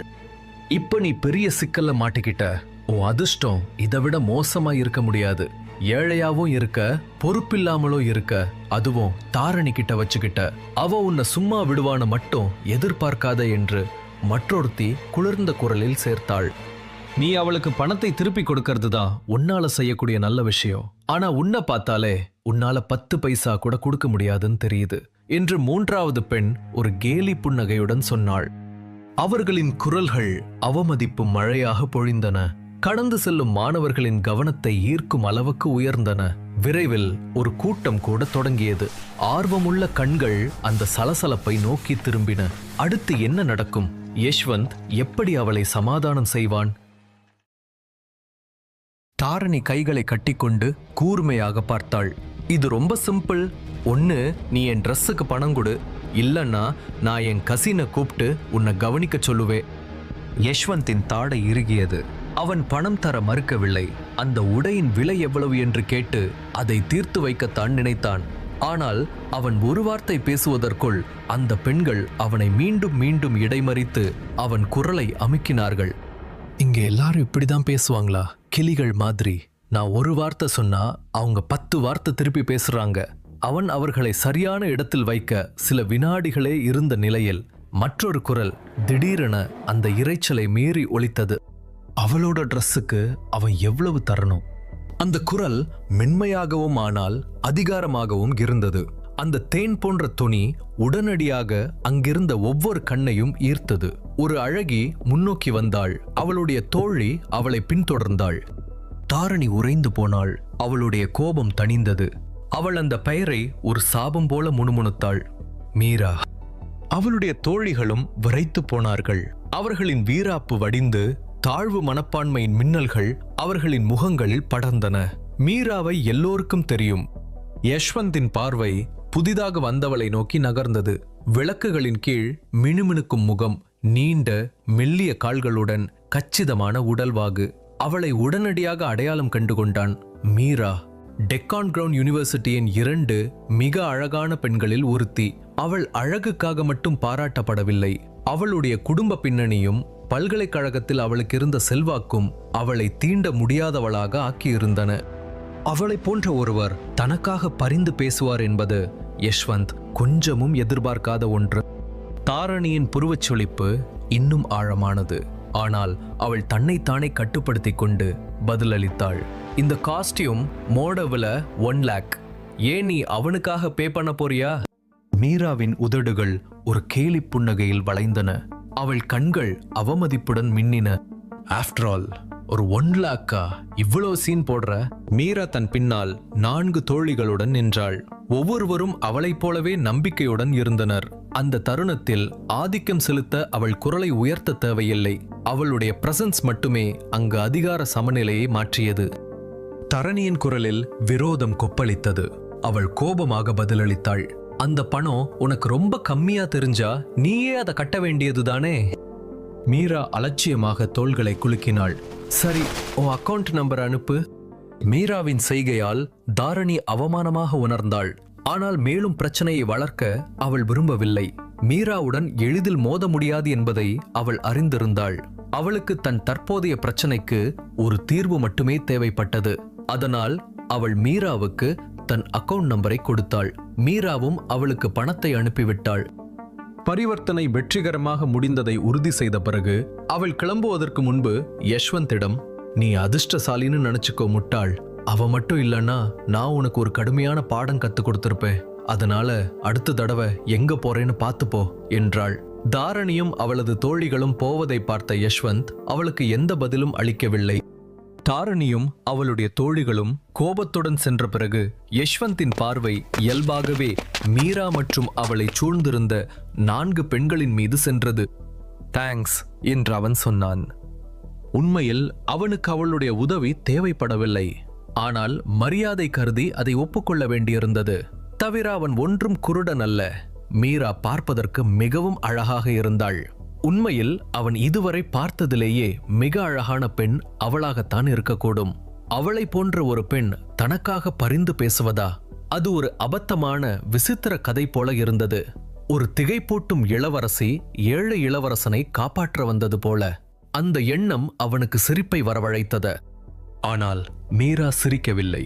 அவள் முகம் அமைதியாகவே இருந்தது. அவள் குரல் இன்னும் கூர்மையாக இருந்தது. நீ உண்மையிலேயே எனக்கு நன்றி சொல்லணும்னு நினைச்சா எனக்கு அதை திருப்பி கொடுப்பியா? யஷ்வந்தின் புருவங்கள் உயர்ந்தன. ஓ, அப்போ உங்க கருணை இலவசம் இல்லையா? நிச்சயமா இல்ல. மீராவின் தோழிகளில் ஒருத்தி ஏளனமாக பதிலளித்தாள். இந்த உலகத்துல யாரு சும்மா ஒருத்தருக்காக 1 லட்சம் ரூபாய் செலவு பண்ணுவா? ஆமா, இன்னொருத்தி உறுதியாக சொன்னாள். அவ உன்ன ஒரு பெரிய அவமானத்துல இருந்து காப்பாத்தியிருக்கா. நீ அவளுக்கு முறையா நன்றி கடன் செலுத்தணும். ஆமாம், 3வது பெண் குறுக்கிட்டாள். ஒரு சாதாரண நன்றி மட்டும் போதாது. மீராவின் தோழிகள் ஒருமித்த குரலில் அவளுக்கு ஆதரவாக பேச, அந்த தொனியின் திடீர் மாற்றத்தில் யஷ்வந்த் திகைத்து போனான். மீராவின் அந்தஸ்தில் உள்ள ஒருவர் தனக்காக இறங்கி வந்து உதவி செய்ததில் அவன் உண்மையிலேயே ஆச்சரியப்பட்டான். ஆனால் இப்போது அது தெளிவாகியது. அது தர்மம் அல்ல. அந்த அழகான நீல கண்களுக்கு பின்னால் மற்றொரு நோக்கம் மறைந்திருந்தது. அவங்க சொல்றது சரிதா. இந்த உலகத்துல எதுவும் இலவசமா கிடைக்காது. அவன் சோகமாக நினைத்தான். யாருக்கும் கடன்பட யஷ்வந்த் விரும்பவில்லை. ஆனாலும் இப்போது அவன் கடன்பட்டிருந்தான். இருப்பினும் அவள் உண்மையிலேயே நன்றி கடன்தான் கேட்கிறாள் என்றால் அவன் அவளுடன் விளையாட தயாராக இருந்தான். வேறு எதுவும் இல்லை என்றாலும் அவனது ஆர்வம் தூண்டப்பட்டிருந்தது. டெக்கான் கிரவுண்ட் யூனிவர்சிட்டியின் தீண்ட முடியாத அழகி அவனை போன்ற ஒருவனிடமிருந்து என்ன நன்றி கடனை எதிர்பார்ப்பாள்? ஒரு குறும்பு புன்னகையுடனும் வேண்டுமென்றே கேலி செய்யும் துணியுடனும் அவன், அப்படியா, ஓகே மிஸ் மீரா, சொல்லு, உனக்கு என்கிட்ட இருந்து என்னதான் வேணும் என்று கேட்டான். மீரா அவனது பார்வையை நேருக்கு நேராக சந்தித்தாள். அவளது முகபாவனை மாறவில்லை. எனக்கு உன்கிட்ட ஒரு வேலை ஆகணும். யஷ்வந்த் தலையை சாய்த்தான். அவனது உதடுகள் இன்னும் ஒருவிதமான குறும்பு புன்னகையில் வளைந்திருந்தன. ஓ, பட் உங்கள மாதிரி ஒருத்தருக்கு என்ன மாதிரி என்ன வேலை செய்ய முடியும்? அவளுடைய பதில் வேகமாகவும் துல்லியமாகவும் வந்தது. ஒவ்வொரு வார்த்தையும் அவனை ஒரு கல்லை போல தாக்கியது. நீ என்னோட டேட்டுக்கு வரணும். ஒரு முறைக்கு யஷ்வந்தின் விளையாட்டுத்தனமான நிதானம் உடைந்தது. அவனது புன்னகை தடுமாறியது. அவனது கண்கள் அவநம்பிக்கையில் விரிந்தன. வாட்?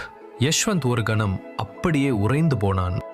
அவள் சொன்னதை அவன் சரியாகத்தான் கேட்டானா என்பதை உறுதிப்படுத்திக் கொள்வது போல யஷ்வந்த் கண்களை சிமிட்டி அவளை இன்னும் ஒரு முறை ஆழமாக பார்த்தான்.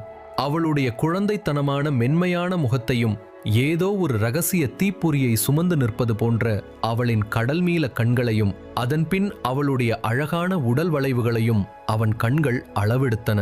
எஸ், இவ மீரா தான். டெக்கான் கிரவுன் யூனிவர்சிட்டியின் 2 அன்டச்சபிள் பியூட்டிஸ்ல ஒருத்தி.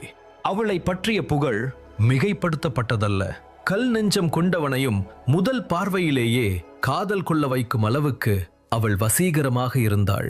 அதனுடன் யஷ்வந்துக்கு அவளுடைய உதவி தேவைப்படாவிட்டாலும் அவனை ஒரு பொது அவமானத்திலிருந்து அவள் காப்பாற்றியதால் யஷ்வந்துக்கு அவள் மேல் ஒரு மென்மையான எண்ணம் இயல்பாகவே உண்டானது. ஆனால் திடீரென்று அவள் அவனை தன்னுடைய டேட்ஸ்க்கு வரச்சொல்லி கேட்பாள் என்று அவன் ஒருபோதும் எதிர்பார்க்கவில்லை. ஒருவேளை இவளுக்கு என் மேல இன்ட்ரெஸ்ட் இருக்குமோ என்று யஷ்வந்தின் மனதில் ஒரு ஆர்வம் மின்னலாக விட்டியது. அவனுடைய எண்ணங்களை மீராவின் தோழிகளில் ஒருத்தி ஏளனமாக பேசியது உடைத்தது. ஏய், உன் காலி மண்டைக்குள்ள தேவையில்லாத ஆசையெல்லாம் வளர்த்துக்காதடா என்றாள் அவள். ஆமா என்று இன்னொருத்தி கிண்டலாக சிரித்து கொண்டே சொன்னாள். ரொம்ப யோசிக்காதடா லூசர். எங்க ஃப்ரெண்டுக்கு நீ அவளோட டேட்டா ஆக்ட் பண்ணணும், அவ்வளவுதான். அதுக்கு அவ உனக்கு பே பண்ணுவா. யஷ்வந்தின் உதடுகள் துடித்தன. அவன் பதிலடி கொடுக்க போது வேறு ஒன்று அவனுடைய கவனத்தை ஈர்த்தது. சில கணங்களுக்கு முன்பு தாரணிக்கு எதிராக தைரியமாக நின்ற மீரா இப்போது திடீரென்று பதட்டத்துடன் நெளிந்தாள். அவளுடைய தோழிகள் அவளின் நோக்கத்தை வெளிப்படுத்தியதும் வெட்கத்தில் அவளுடைய முகம் சிவக்க அவளின் இமைகள் தாழ்ந்தன. அந்த காட்சியே யஷ்வந்தை அந்த ப்ரொபோசலை விட அதிகமாக திகைக்க வைத்தது. கொஞ்ச நேரத்துக்கு முன்னாடி இருந்த வீரமான பொண்ணா இது என்று யோசித்தவன், இவங்களோட டேட்டா நடிக்கணுமா என்று யஷ்வந்த் மெதுவாக கேட்டான். இன்னமும் அந்த விஷயத்தை அவனால் முழுதாக புரிந்து கொள்ள முடியவில்லை. அது நம்பும்படியாக இல்லை.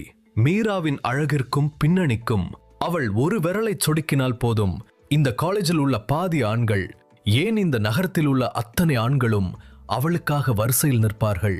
யஷ்வந்தின் நினைவுகளின்படி அவளுடைய கவனத்திற்காக கெஞ்சும் அளவுக்கு காலேஜில் அவளுக்கு பல ஃபேன்ஸ் இருந்தார்கள். அப்படி இருக்க ஏன் அவனை தேர்ந்தெடுக்க வேண்டும்? இந்த லூசர் என்று சொல்லப்படும் அவனை ஏன்? இல்லை, அதுவல்ல. அவள் அவனை தேர்ந்தெடுக்கவில்லை. அவள் அவனை பயன்படுத்திக் கொள்கிறாள். உண்மையான கேள்வி இதுதான். ஏன் குறிப்பாக அவனே? மீராவோட நீ ஒரு பர்த்டே பார்ட்டிக்கு ஃபேக் டேட்டா போகணும். அதுக்கு உனக்கு நல்ல சேலரி கிடைக்கும். ஏன் நான் என்று யஷ்வந்த் கேட்டான். அவனது பார்வை இன்னமும் வெட்கத்தில் பேச முடியாது. லைக் அண்ட் சப்ஸ்கிரைப் செய்துவிட்டு தொடருங்கள்.